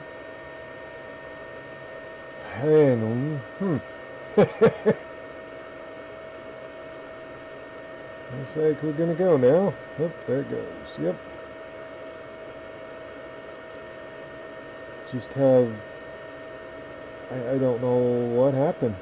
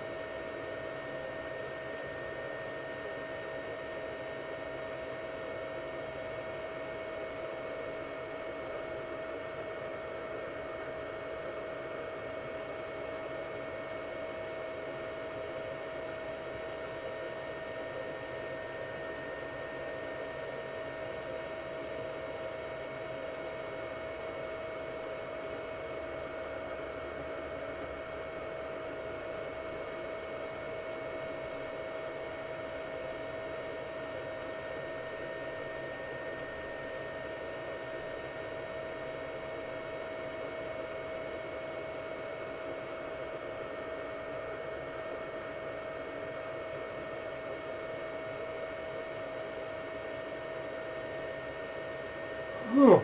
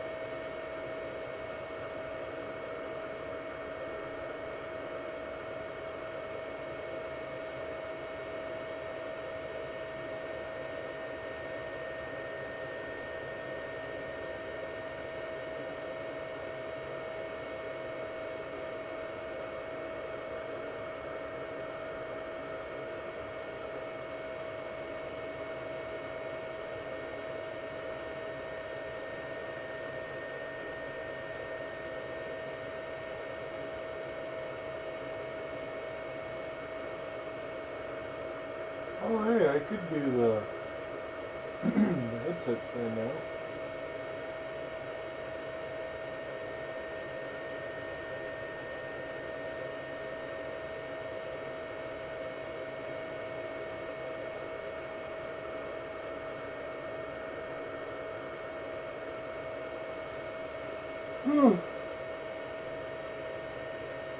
Bud sickles. That's all I gotta say.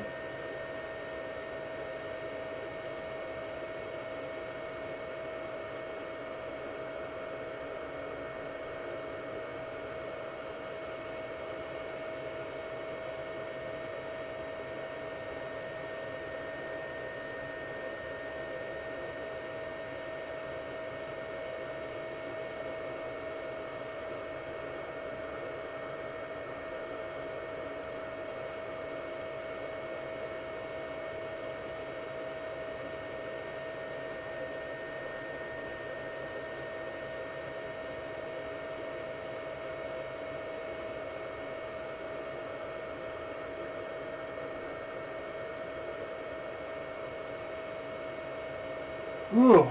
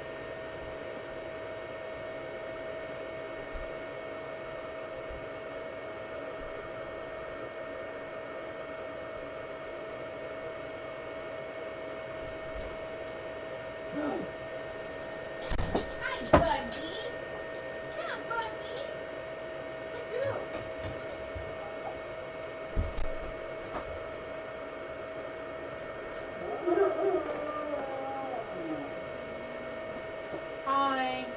Let's come here if you got a minute. I got a minute and then I'm going to get dinner started because I'm starving. What are you making?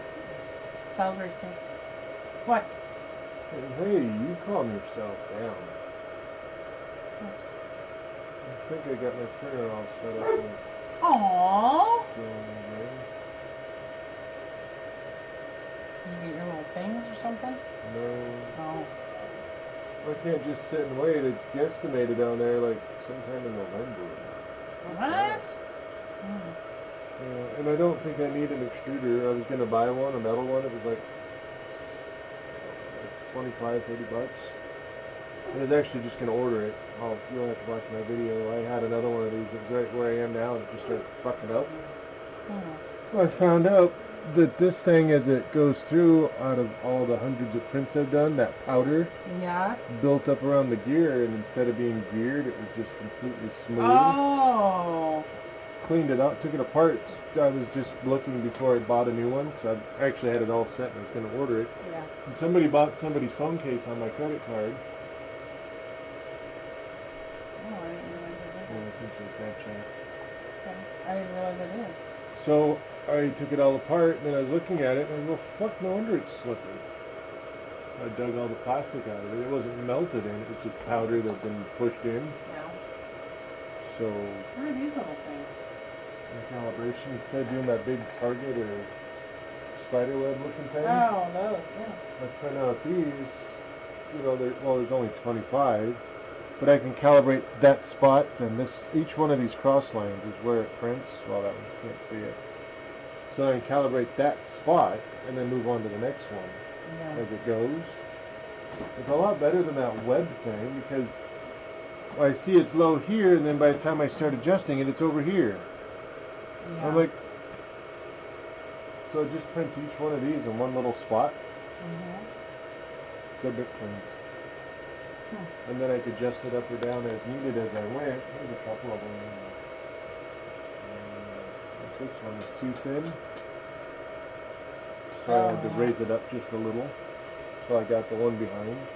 Until I got them all to print perfect. Mm-hmm. And now that I cleaned that out, seems to be doing quite well.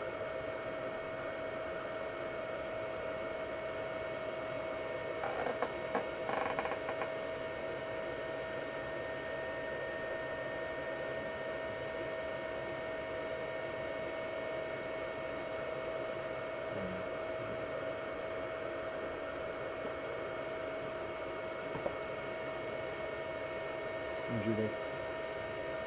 Fucking crazy.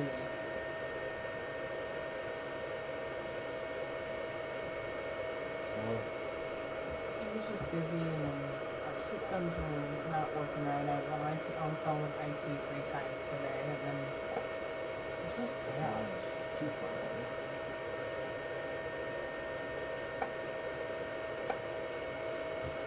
I'm gonna get silver I don't know. started. I haven't heard anything out of the neighbors on the Oh yeah, so what'd you get called over there for? Oh, coming back over there, and they wanted to play Pictionary. I was like 5 minutes after Mason texted me. By the time I got there, Amber went to bed, Riley went to bed, her friend Sarah went to bed. I was like, so... They wanted to play Pictionary, and you went over there literally minutes after they texted you. Yeah. Well, I mean, Mason and I were talking on the phone, or the chat about a bit. So like, do you have paper? No, I didn't know if I was supposed to bring something, or what. So I know we have Pictionary somewhere, and I said it, but it's fucking buried. Probably downstairs. And I was not going to go dig it out at a moment's notice. Yeah. And they have the marker board. So anyway, I get over there, and it's Kennedy, Cameron, and Mason and I. Cameron was already asleep. Kennedy wasn't really into it. And I'm like, Well, first of all, I think that they need to stop trying to start something at fucking midnight. I don't know about Mason. Mm. Which is fun.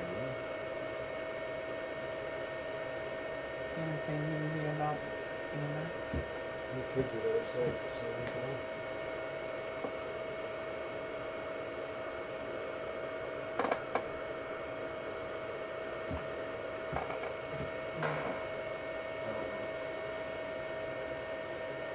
And then they had a game this morning.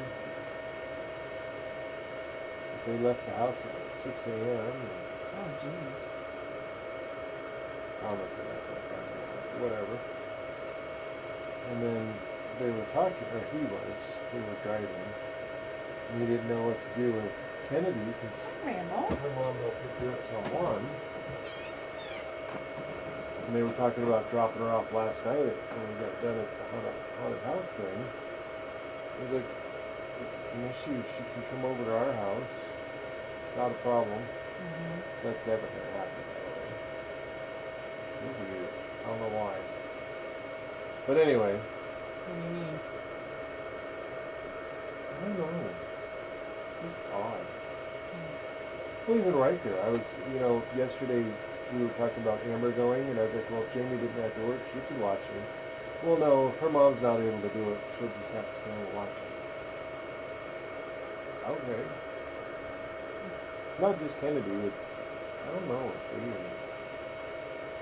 don't quite know what to make of it, to be honest. But anyway,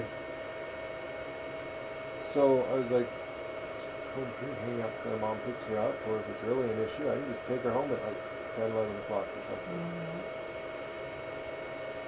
I don't know. And I haven't seen or heard anyone yet.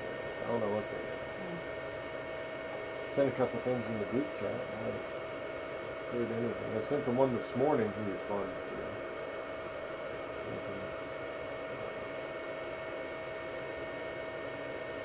It's kind of odd. The edges are a little thicker than the center, so I squish it around.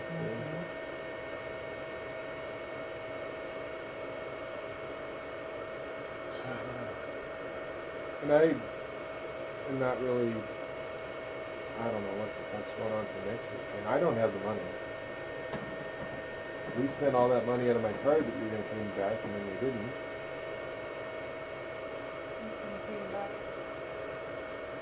Why? Well, we went to dinner and we did some other things. You turned around and paid $55 off of dinner. That's the only thing I knew of. The card, you told me you had, other than dinner, last time we had the conversation about it, you said you had the money on your card. And that... Well, I'd have to use my ready reserve now to pay for our 2 tickets in the hotel. Which is fine, but I'm just saying. True, but I'm just kind of feeling like we're trying too hard to get down there. Well, so I was kind of thinking it was just the 3 of us. Amber can't go, Cameron's going to, he said he's going to go, it's you and I. It's like, maybe we should just call it for the year. I know you want to go, and I don't mind of going with you, but it just feels like it's... Why didn't you tell me I dropped all them? Oh, because I thought you saw it. You looked down there. Rebel router. Rebel router. That's a good way to use up my end roll filaments. Yeah. You got some white in there. So a friend of mine at work asked me what it would cost to print those ends of Nebraskas. Not what it costs to print. It's what it would cost for them to have one. For me to print one costs like $2. I know. But the big ones take forever. They're like 3 days. No, I would say you're only going to, if anything, it would be the small ones. Those take like a day and a half. I said, I don't know, I'd have to talk to Keith. I said, how many are you wanting? And she said, well, depending on the cost, anywhere between 3 and 12. Well, yeah, but the amount of them changes the price too. If you only want one, it's going to be more than buying, 10 of them. Yeah. Well, they'd have to find out how much they want. What did they offer? What were they thinking? She didn't say. She just wanted to know what it I would mean, they're not cost. going to be $5 each. Yeah. And better yet, I can sell them as a kit and they glue them themselves. That was if they want crooked or straight or whatever the fuck they want. If they're gluing shit, just glue it off. No matter glue anything. Did you see the group chat when I posted? Let's look through it real quick. Oh, you did. Then the last one was like, seriously, fuck off.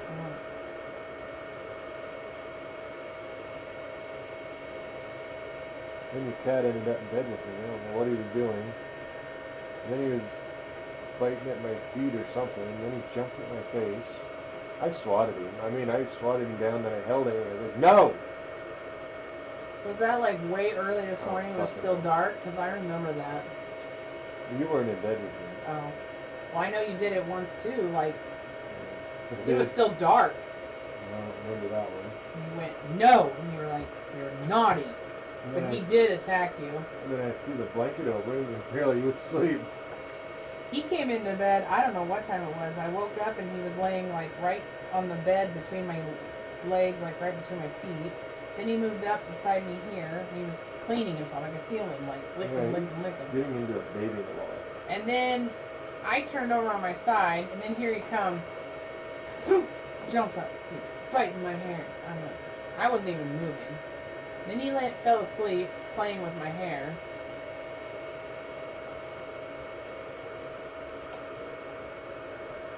That was at like, I don't even know what time. It had to have been before 6. It was still dark. You were already in bed, so it was probably after 4:30.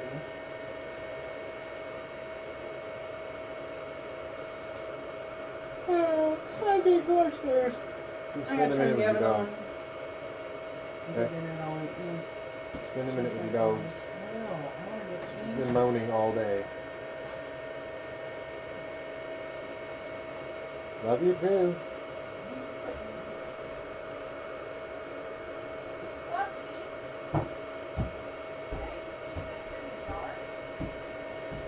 He was down here till you came home.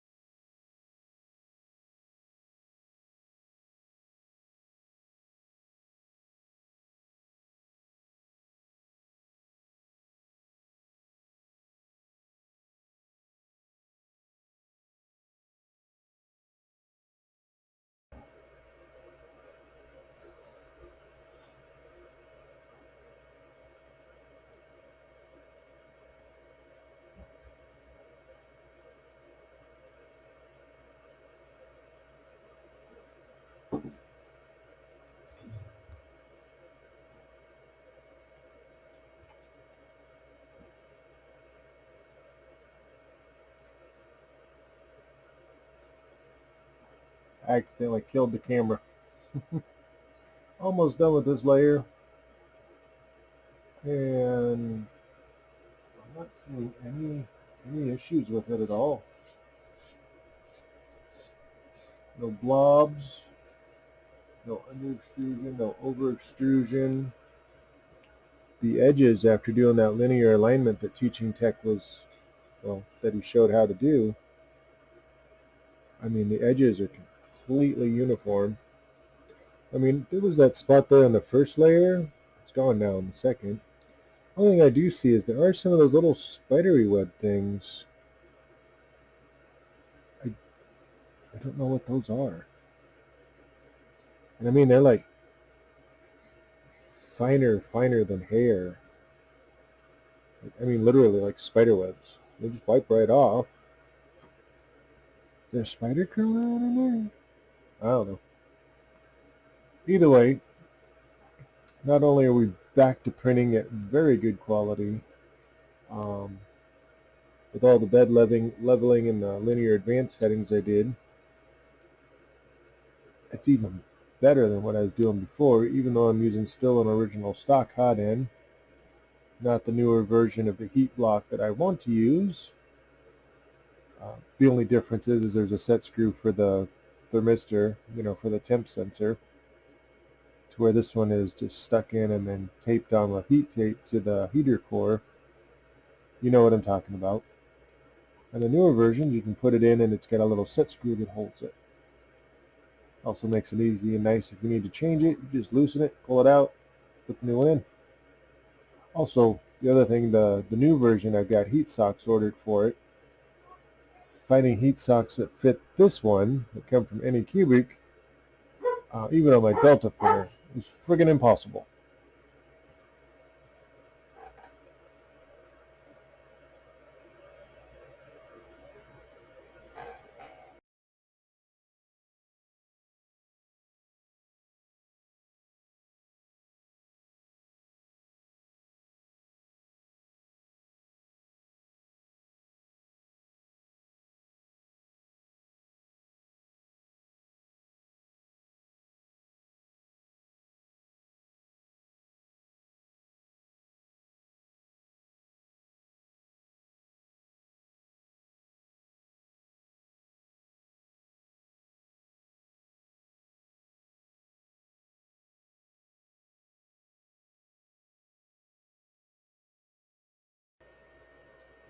Alright, well, I'm just going to let it print. I'm not going to leave my camera.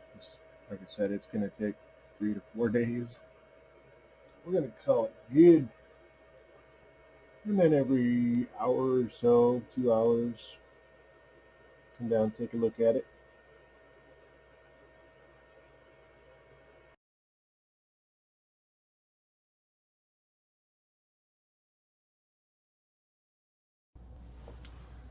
So, 3 hours in.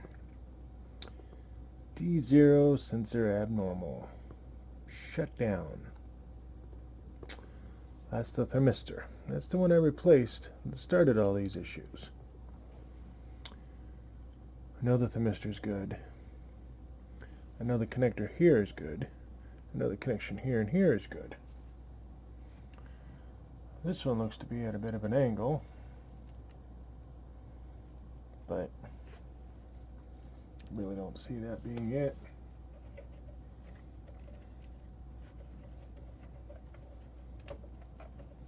Double checking the ones on the side of the printer. Thing is I printed all those linear tests, the level test, never had any issues. Started printing this again, which, by the way, was perfectly flawless. I mean, there's a couple where the Z didn't retract that well, but you can see right here where it stopped. Didn't raise the print head or anything, it just sat there on it. Oh, there you can see it, it just sat there. But otherwise, oh yeah, you can see how it happens on the end of all my prints. I have them all watermarked, so I know they're my prints. That's where I scratched my bed. And of course these are reversed, but they're the same thing that's on the bed. So I know that I printed it. No, that was just a set effect. Yeah, this was a flawless as it was going. I mean, it was perfect. It was perfect. Fuck. So, threw that out the window. Checked all the damn connections. Checked all the other wiring, the ohms. I checked the ohms on the thing. I'm going to move you over here in a second. As you just heard and everything, I just turned it back on. I don't know why it does not like to focus on my screen. I always have to kind of tilt it a little bit.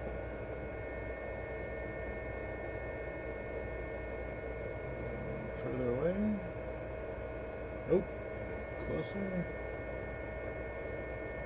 Kind of. Nope, too close. Had it there for a second.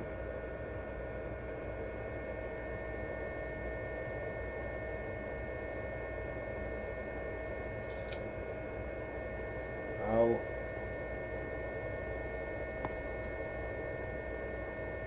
Alright, well, you get the gist of it. The hot end's at 22, set to 0. The bed's at 21, set to 0. I'll get this as I talk. Nope, almost had it. And it just turns into a wet mess.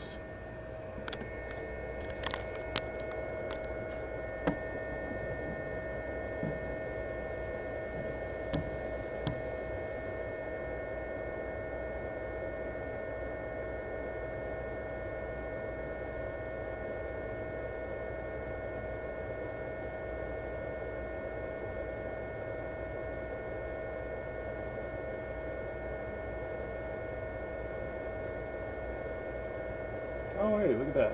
There we go. Alright, so you can see the temps at 22 and 21. Which is exactly what I have. So they work. Or it's working now. Why then? I just have so many issues focusing. Oh, now it's getting good. You paint them up, bud. Why then will it not stay on here?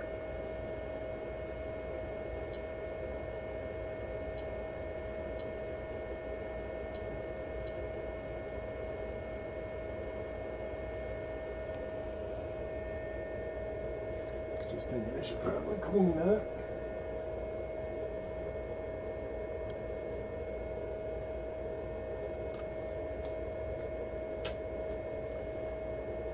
So we're actually back to the same boat we were before. This all started with the TO sensor. I checked the wiring, didn't find an issue, replaced it. Then I ran into the other issues, did all the bed leveling, did all the linear advanced adjustments,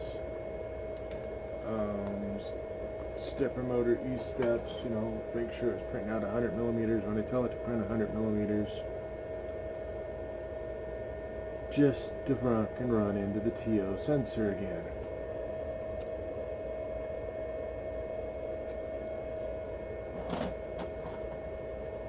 And now I'm just being anal and double checking these.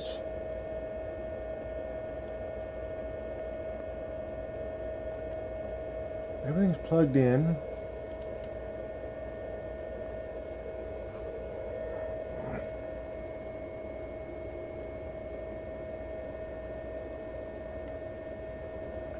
Everything's in its holes.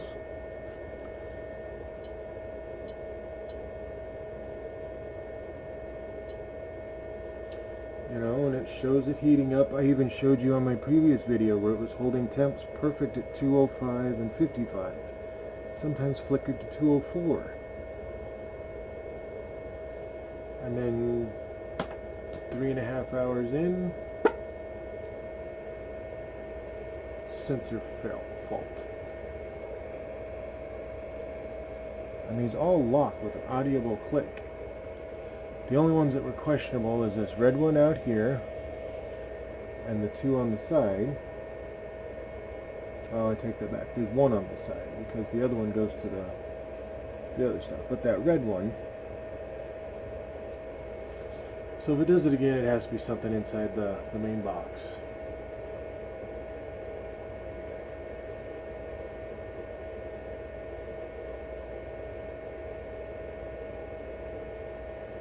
Just heating up now. We're at what are we at? 176.55.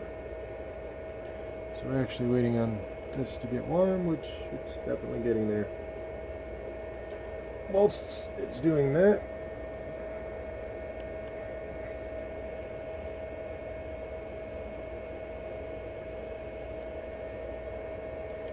try to make it spit out some filament. I know it's going to be clogged right up there. that little mishap. Clean that off.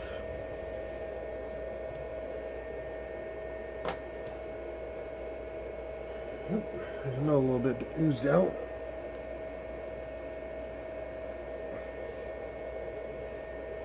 And it'll probably ooze a little more too. Yeah, there it goes. We'll get that after it homes, just before it starts to print.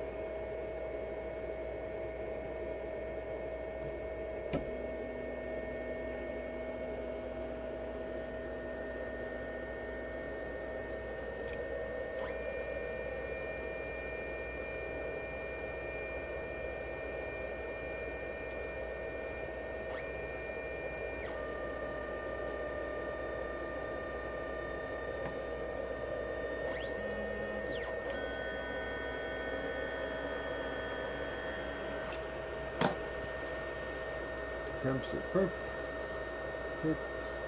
No, it actually stopped right there. As you can see,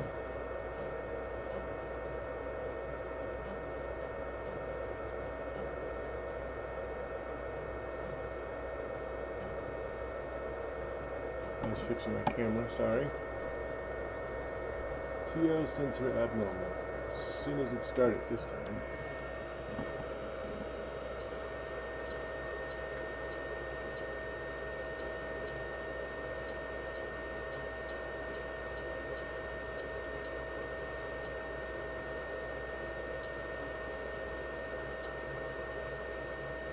Okay, it's just not responding, so I gotta turn it off. I don't want that hot end just sitting on the bed like that.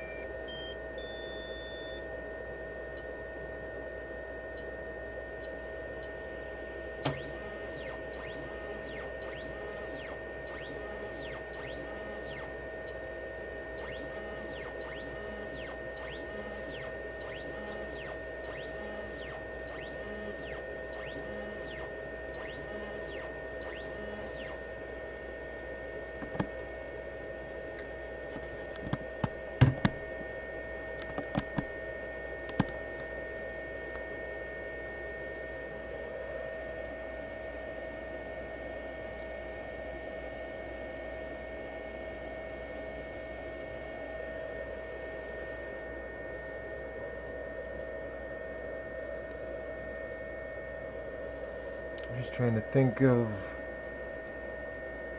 what could possibly be going on here.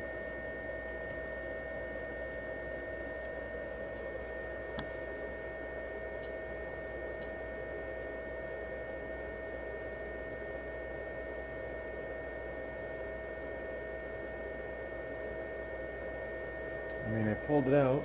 It shows the temp.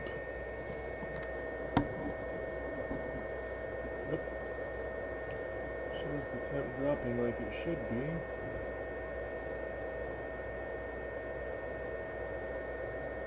I don't know if it'll focus.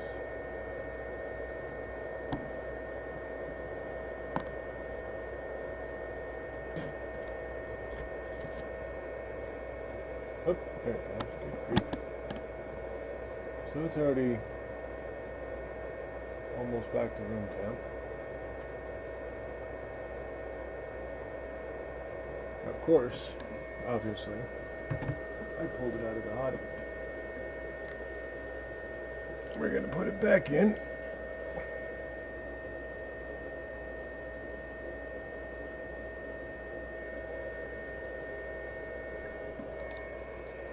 And then the temp's going to go back up. Only that hot end actually hasn't cooled off yet. That's about right, 75. As it's dropping.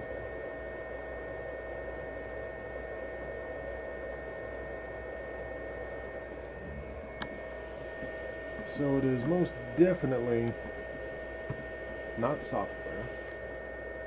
It's not the slice. It is that hot end. The sensor.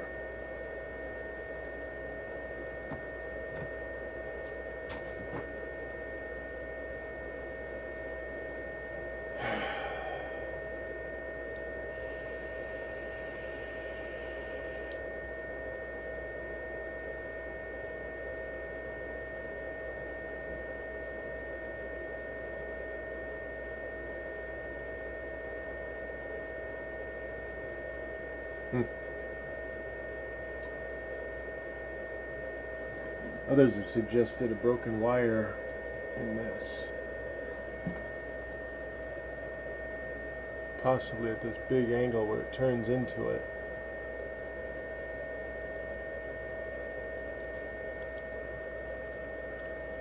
And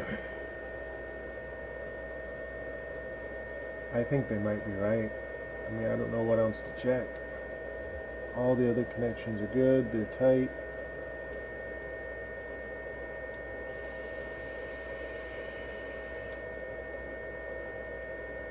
It has to be an intermittent short. I don't know what else it could be.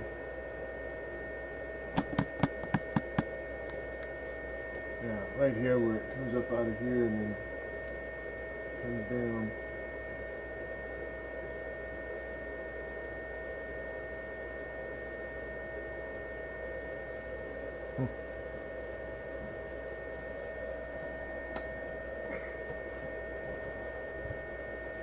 Well, I guess what I'm going to do is take the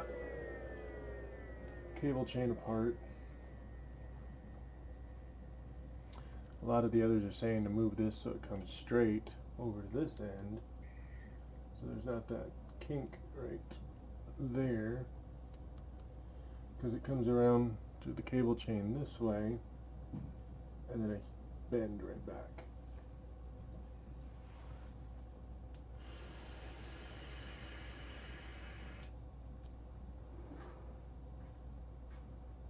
Oh, damn it.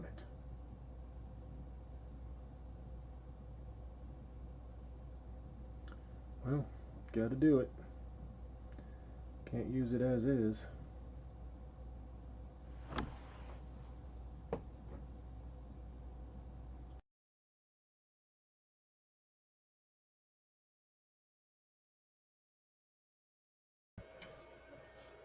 Yes, this is an ongoing process to get Deadpool to print.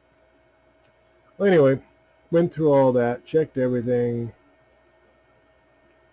had it all set, fixed, started to print. 3 hours in, got the TO sensor abnormal. Stopped everything, took the bottom brain box apart, checked all the pins, all the connections, everything was there, and it's got, you know, the hot glue and everything's good. So, obviously at that point, it was somewhere in this cable. Now I thought the obvious point on the Chiron is here where this bend is. At this bend, maybe even that bend,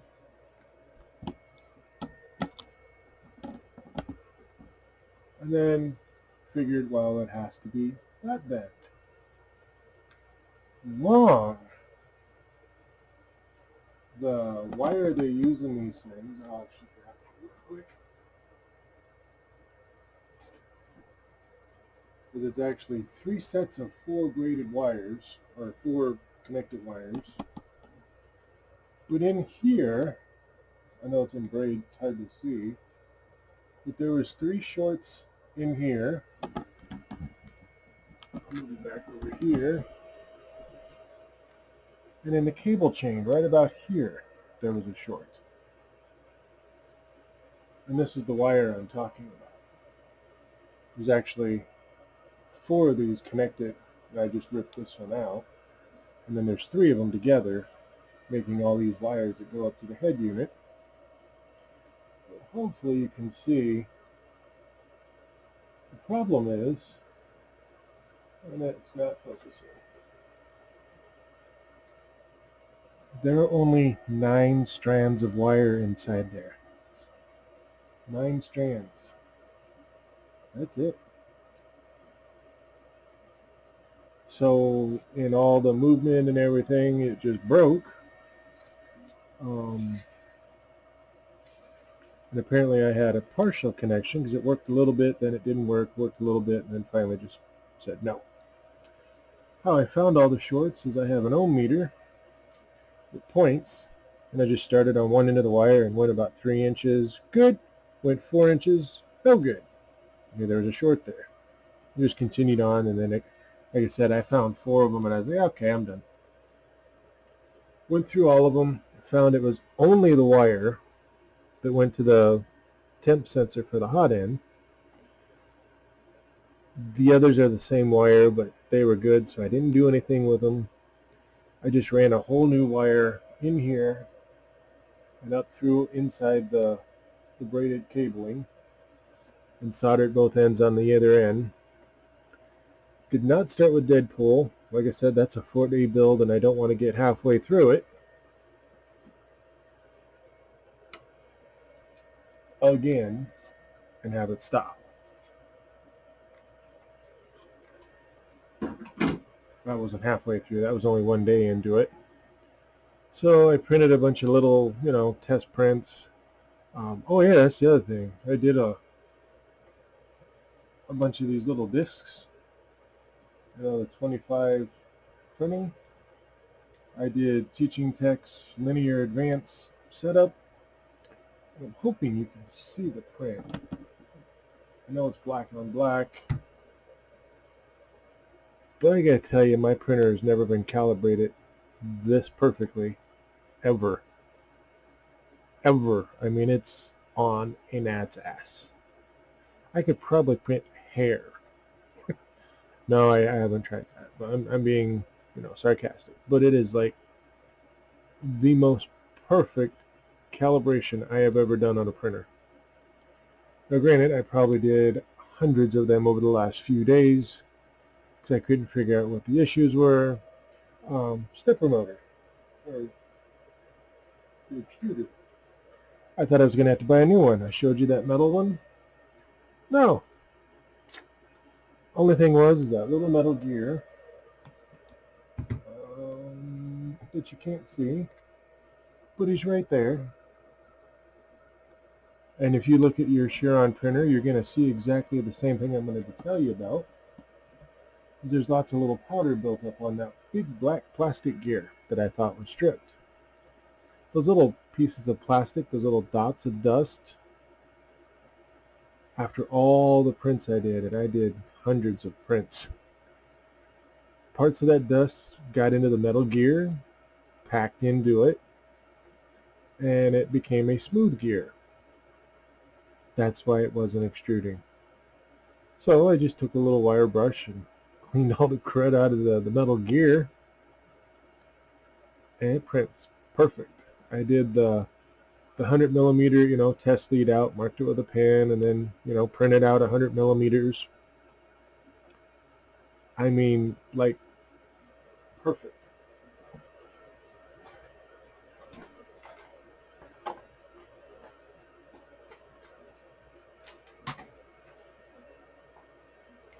I mean, perfect. I ran it out,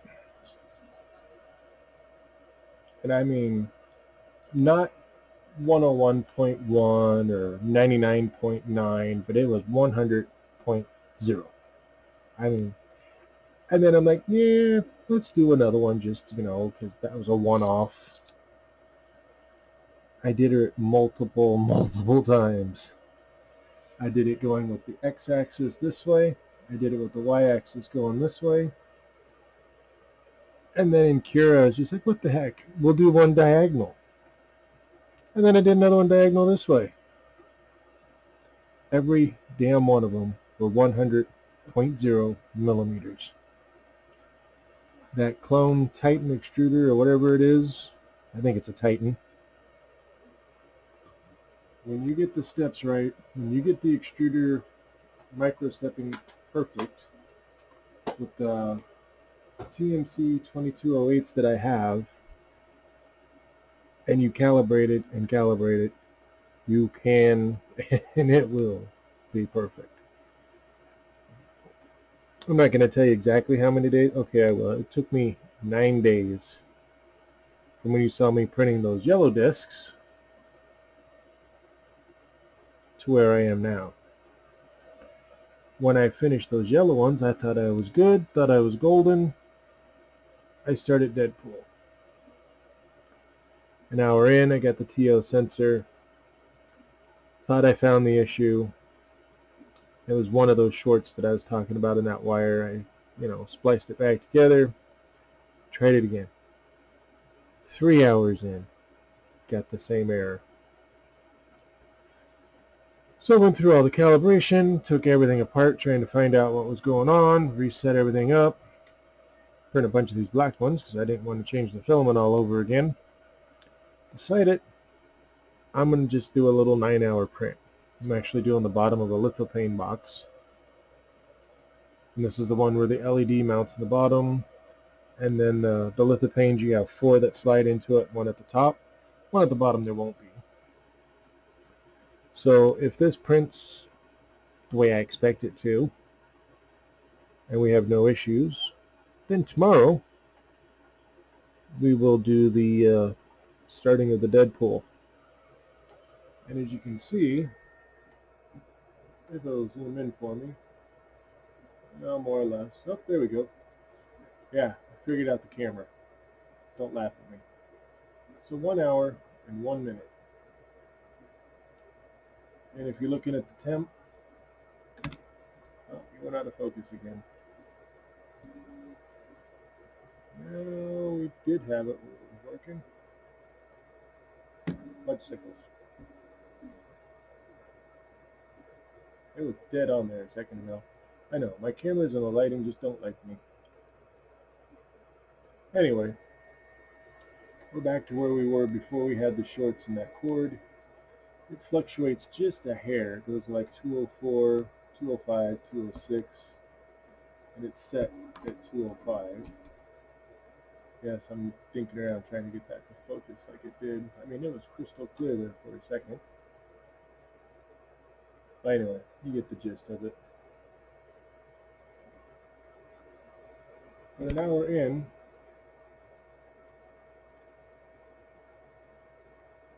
and we're like still perfect print. Oh, there it kind of, oh, dude. Alright, I give up on it. This is just kind of going to be a little drop in the bucket of the thing for printing my Deadpool. But I think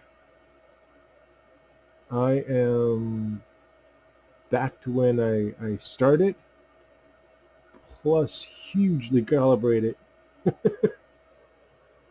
So even though this is good, now you can't see it. Let's turn you over here. Even though this is good, my prints from here on should be perfect. I mean, he's good. I mean, I don't know if you can see how well, but there's a little tiny roughness to it. So I expect the rest of my prints, I shouldn't say it, but I expect them to be flawless. That's my hope. And then in and amongst all my adventures, you know, searching YouTube videos on what other people did to find the short before I just decided to use an ohm meter. Oh, by the way, Anycubic, why don't you sell just this cable? Why? That'd be so nice. I messaged them, emailed them. I never even got a response from them. Like I said, it's, you know, going on 10 days. Never got a response from them. I was going to use just IDE cable, you know, it comes in 40 pair, and then, you know, split it down to 4, and then make 3 sets of 4, and then just resolder them all, until I realized it was just the one wire that was bad. Now I am in the background going to be making one of those, and this cable, the one that goes to the hot end, is about 4 foot long, but I'm going to make one that's 4'6", because I also found that the printer doesn't go all the way to the top. 450 is actually about 50 millimeters from the top, but that's where you run out of cord or cable.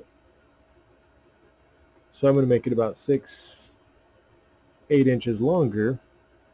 1, it's less stress on the cable. 2, I can go from 450 millimeter height builds to 500, and that's just before this hits that bar up there. Yeah, that's 500 millimeters. the only restriction on it is this cable. You'll also notice I'm not using my supposed cable strain relief, because I think that was part of what caused one of the shorts that was right here.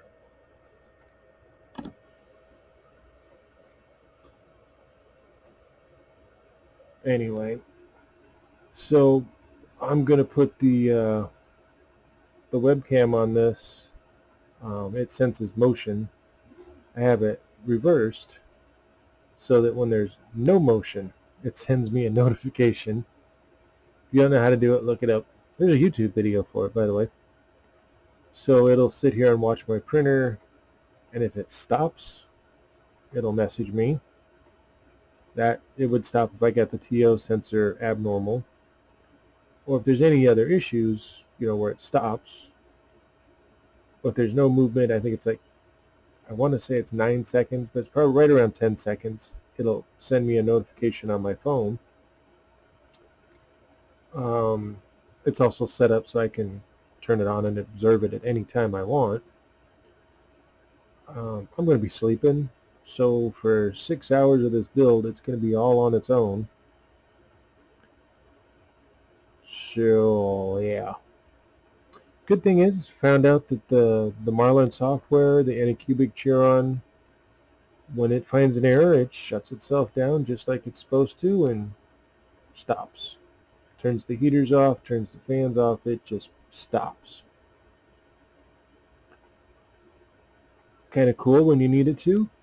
Pain in the ass when it does it when you don't want it to, but hey, I'd rather be safe than homeless. Lots of people have issues with the bed cables breaking. I knew that before I even got my printer, and the first thing I did was build or print a strain relief for it and resoldered them. Took care of that the day I built it. Never had a problem. Those are still the factory wires. Just looking at the wiring on it, what I found is I'm going to use VGA cable. It's got 15 wires in it. It's nice, it's round, it fits everywhere. You want a good quality one. You don't want cheap wires like what they did on this. The one I have, I already checked it. It's got 26 gauge wires in it. There's 15 of them. This head has 16 wires though. Now that also includes 2 for the automatic semi sort of bed leveling. I can't use that with the Bantam mount I have, so that's 2 wires I don't even need. I only need 14. There's 15 in there. So I think I'm good. I'd actually played with the idea of having an extra wire to put an LED. I don't think I need it, but it's there if I want to. Things could change by then. And then, and the reason I have all these VGA cables is I upgraded my computer recently, and it's all HDMI now. So all my VGA cables that are 10 foot, I don't have any need for. Can't really resell them for anything. I mean, you can find them on eBay for like $2-3. So if you don't have any, you can just buy them. But the heat bed, potentially I'm going to switch that over to probably 12 gauge speaker wire, and then the sensor wire switch over to the 26 gauge wire, just so I don't have to worry about it. The motors, the sensors, everything else seems okay. So just the hotbed and then just the one for the carriage here. I'm going to have them built up and ready to replace it just in case. You never know. But I'm done babbling. I'm going to let this print.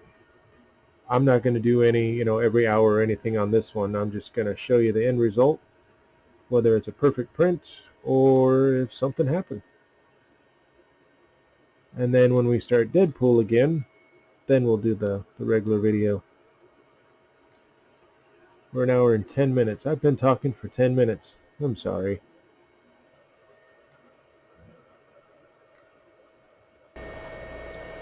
So then, as you can see, very successful part.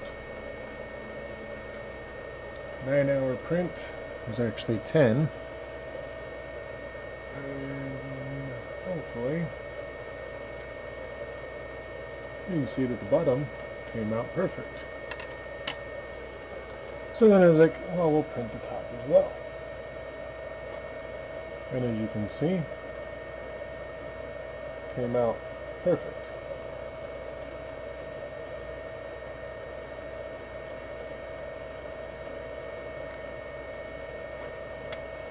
So now we're printing one of the spacers for the lithogram box. Bottom piece, like I said, was 10 hours. Bottom piece was 5 hours. I've had no issues with the printer, the thermistor, the heater, the sensors. Unfortunately, I need to use up that filament roll. I don't have to. I could take it off and put a new one on, but I have a few little things to print, so I'm going to go ahead and do them first. And everything seems perfect again. And then we'll start doing Deadpool, the 4-day print. Just wanted to share. This is just the first one of 4. I could have printed all 4, but each one's about 3 hours. And I just wanted to test the bed adhesion for something that tall with very little base on it. And we're about 55% in. So far, so good. Thank you.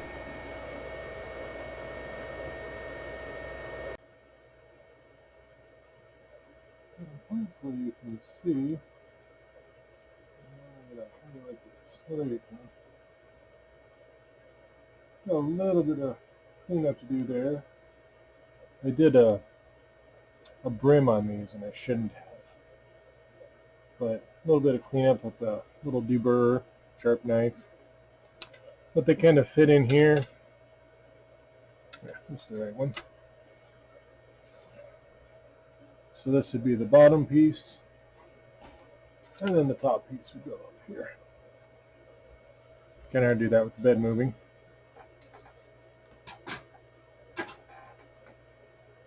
But more or less it looks like it was just that wire was the issue. So I'll show you this build when it gets done. I'll get the box together. I don't have the lithoplanes to put in it yet, but I'll get the box put together and show you that, and then we'll just end these little fixing my printer and calibrating printer video set, and we'll actually move on to the print that we originally started. You remember Deadpool?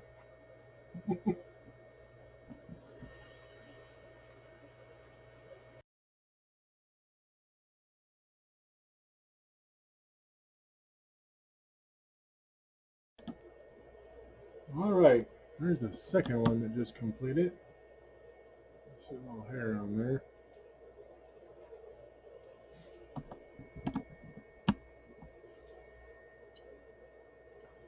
Took exactly 3 hours.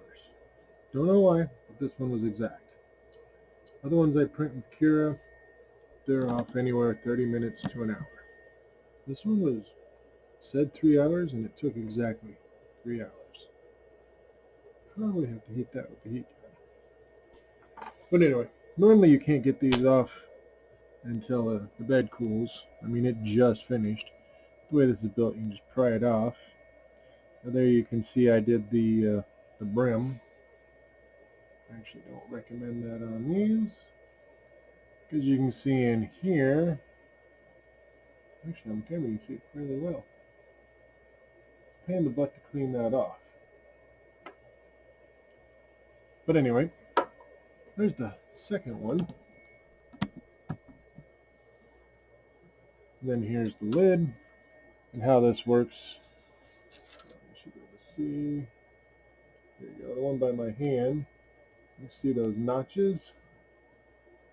Notches on here fit right into that. Now obviously I have to clean this one up before I can do that. But I already got the first one done and put into the base plate of the bottom. Once you pound these in, you don't need glue, you don't need a screw. If your printer's dialed in, I had to hold it like this. See if I can hold it like this, and then this end I tapped with a rubber mallet. Got it shoved in there. It ain't coming out. You don't want to lay it on the ground like this, because then obviously you'll mess up these parts. They go into the top. So I just held it like this, and then tapped on it right there with a rubber mallet. Move that back far enough so you can see it. And then this will fit up there on it. Looks like it's a little crooked. There we go. And then this will fit up there. And then this one will be here. 2 more to go. I'm also going to link below the LED light that I put in here. And lithium panes, when you make them, have to be 130 millimeters square by 3 millimeters thick. Now in my Cura settings, I found I have to set them up at about 2.5. Some of the edging, for whatever reason, I don't know if it bulges or what the deal is, but it comes out at about 2.9. So just saying. But since I've started this, I'm going to go ahead and build the other two. I'm not doing the lithium panes, I'm just doing the black parts. And then we will get to cracking on the next build.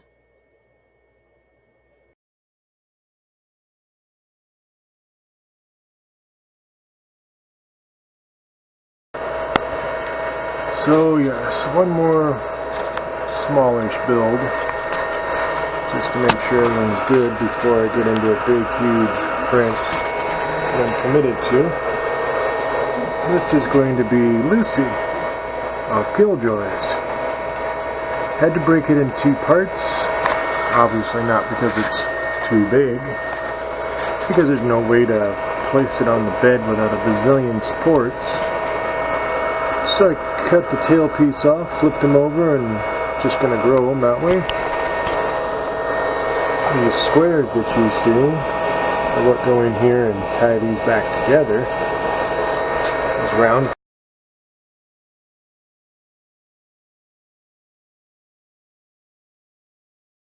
pieces you see are actually going to grow and be part of the ship as it goes up. Guess I didn't show you that. They'll grow to be part of the ship.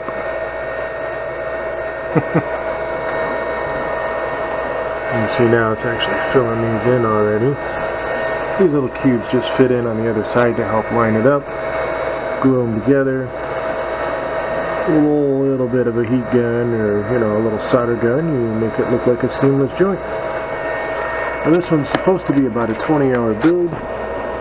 We're about 3 hours in, 7%. Temp, now that I have everything set up, like I said originally, it stays rock steady at 205, bed temp at 55. Does not, I just set it and it fluctuated, it went to 206.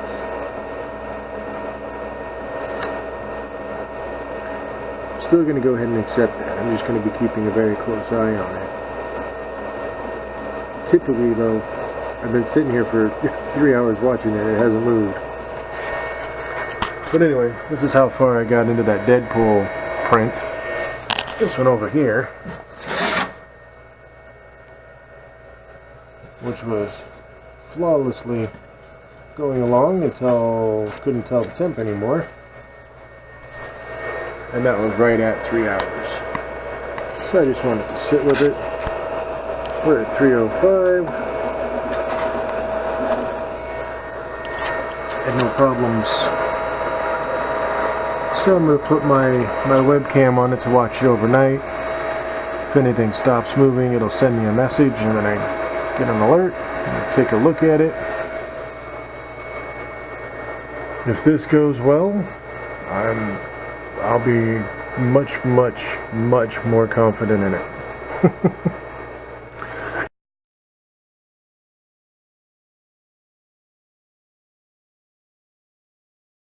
I did tell you I was going to show you the lithophane when I got it done. I'll show you that real quick. I haven't hammered these in. If I can get it to set up there, I think that's Each one fits into a specific spot. Of course, I'm doing this one-handed. He don't fit in any of them. Try this one. I'm going to edit this out, of course.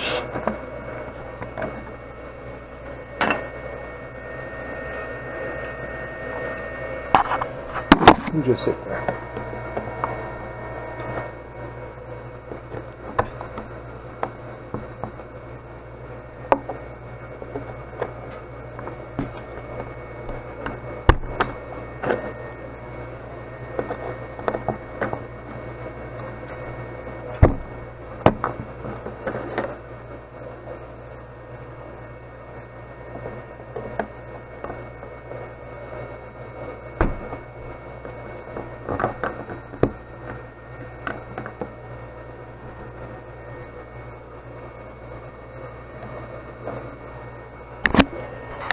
Anyway, and these are not clipped in here just because I obviously need to slide the lithopanes that I haven't even made into it. And then this one, you should be able to see there, will clip down on those little corner pieces. Roughly it's about that size compared to a pop can.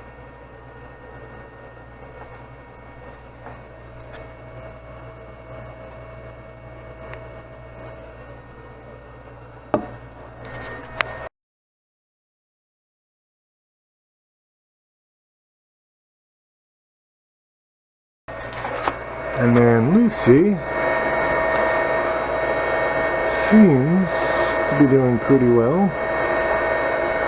Not seeing any issues with it. The only thing I do see is I did get this off Thingiverse. It looks like this was supposed to be broken into 2 parts. And somebody else welded them together, but they didn't take the walls out. And my printer's tuned enough that that little seam there, if it sees them as 2 separate walls, they might be separate.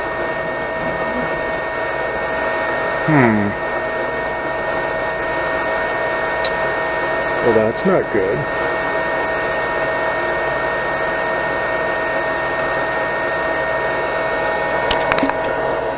Well, we'll keep an eye on it.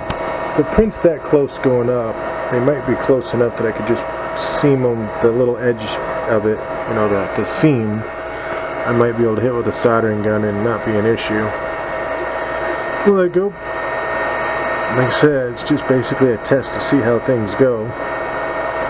These little parts of the turbo, the jet, the propulsion system, there we go. There's going to be another one over here. I was kind of worried about them not sticking when they get much more weight on them when they get taller. Another thing we're going to test with all the calibrations and stuff we've done so far. Looks good.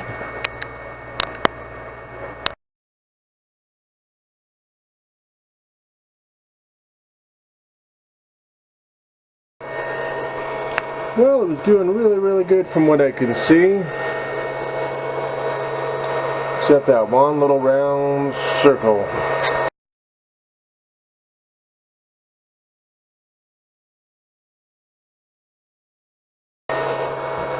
Didn't stick over there. Stuck here. Stuck pretty damn good. Cubes, print it.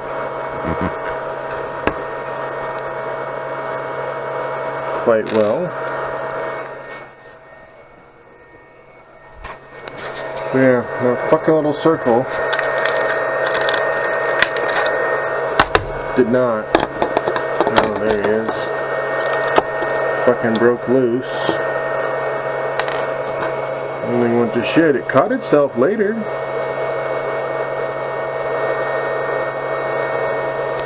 And that seam I was talking about did great.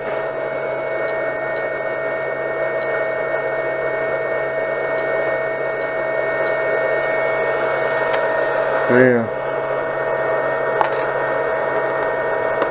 That's still too hot to break loose. I'm not gonna break or make it. But the squares came out like perfect where it goes together. The seam was good. This side was like good where it stayed attached. For whatever reason, this one broke loose. And made it go to shit. Fuck! Damn it.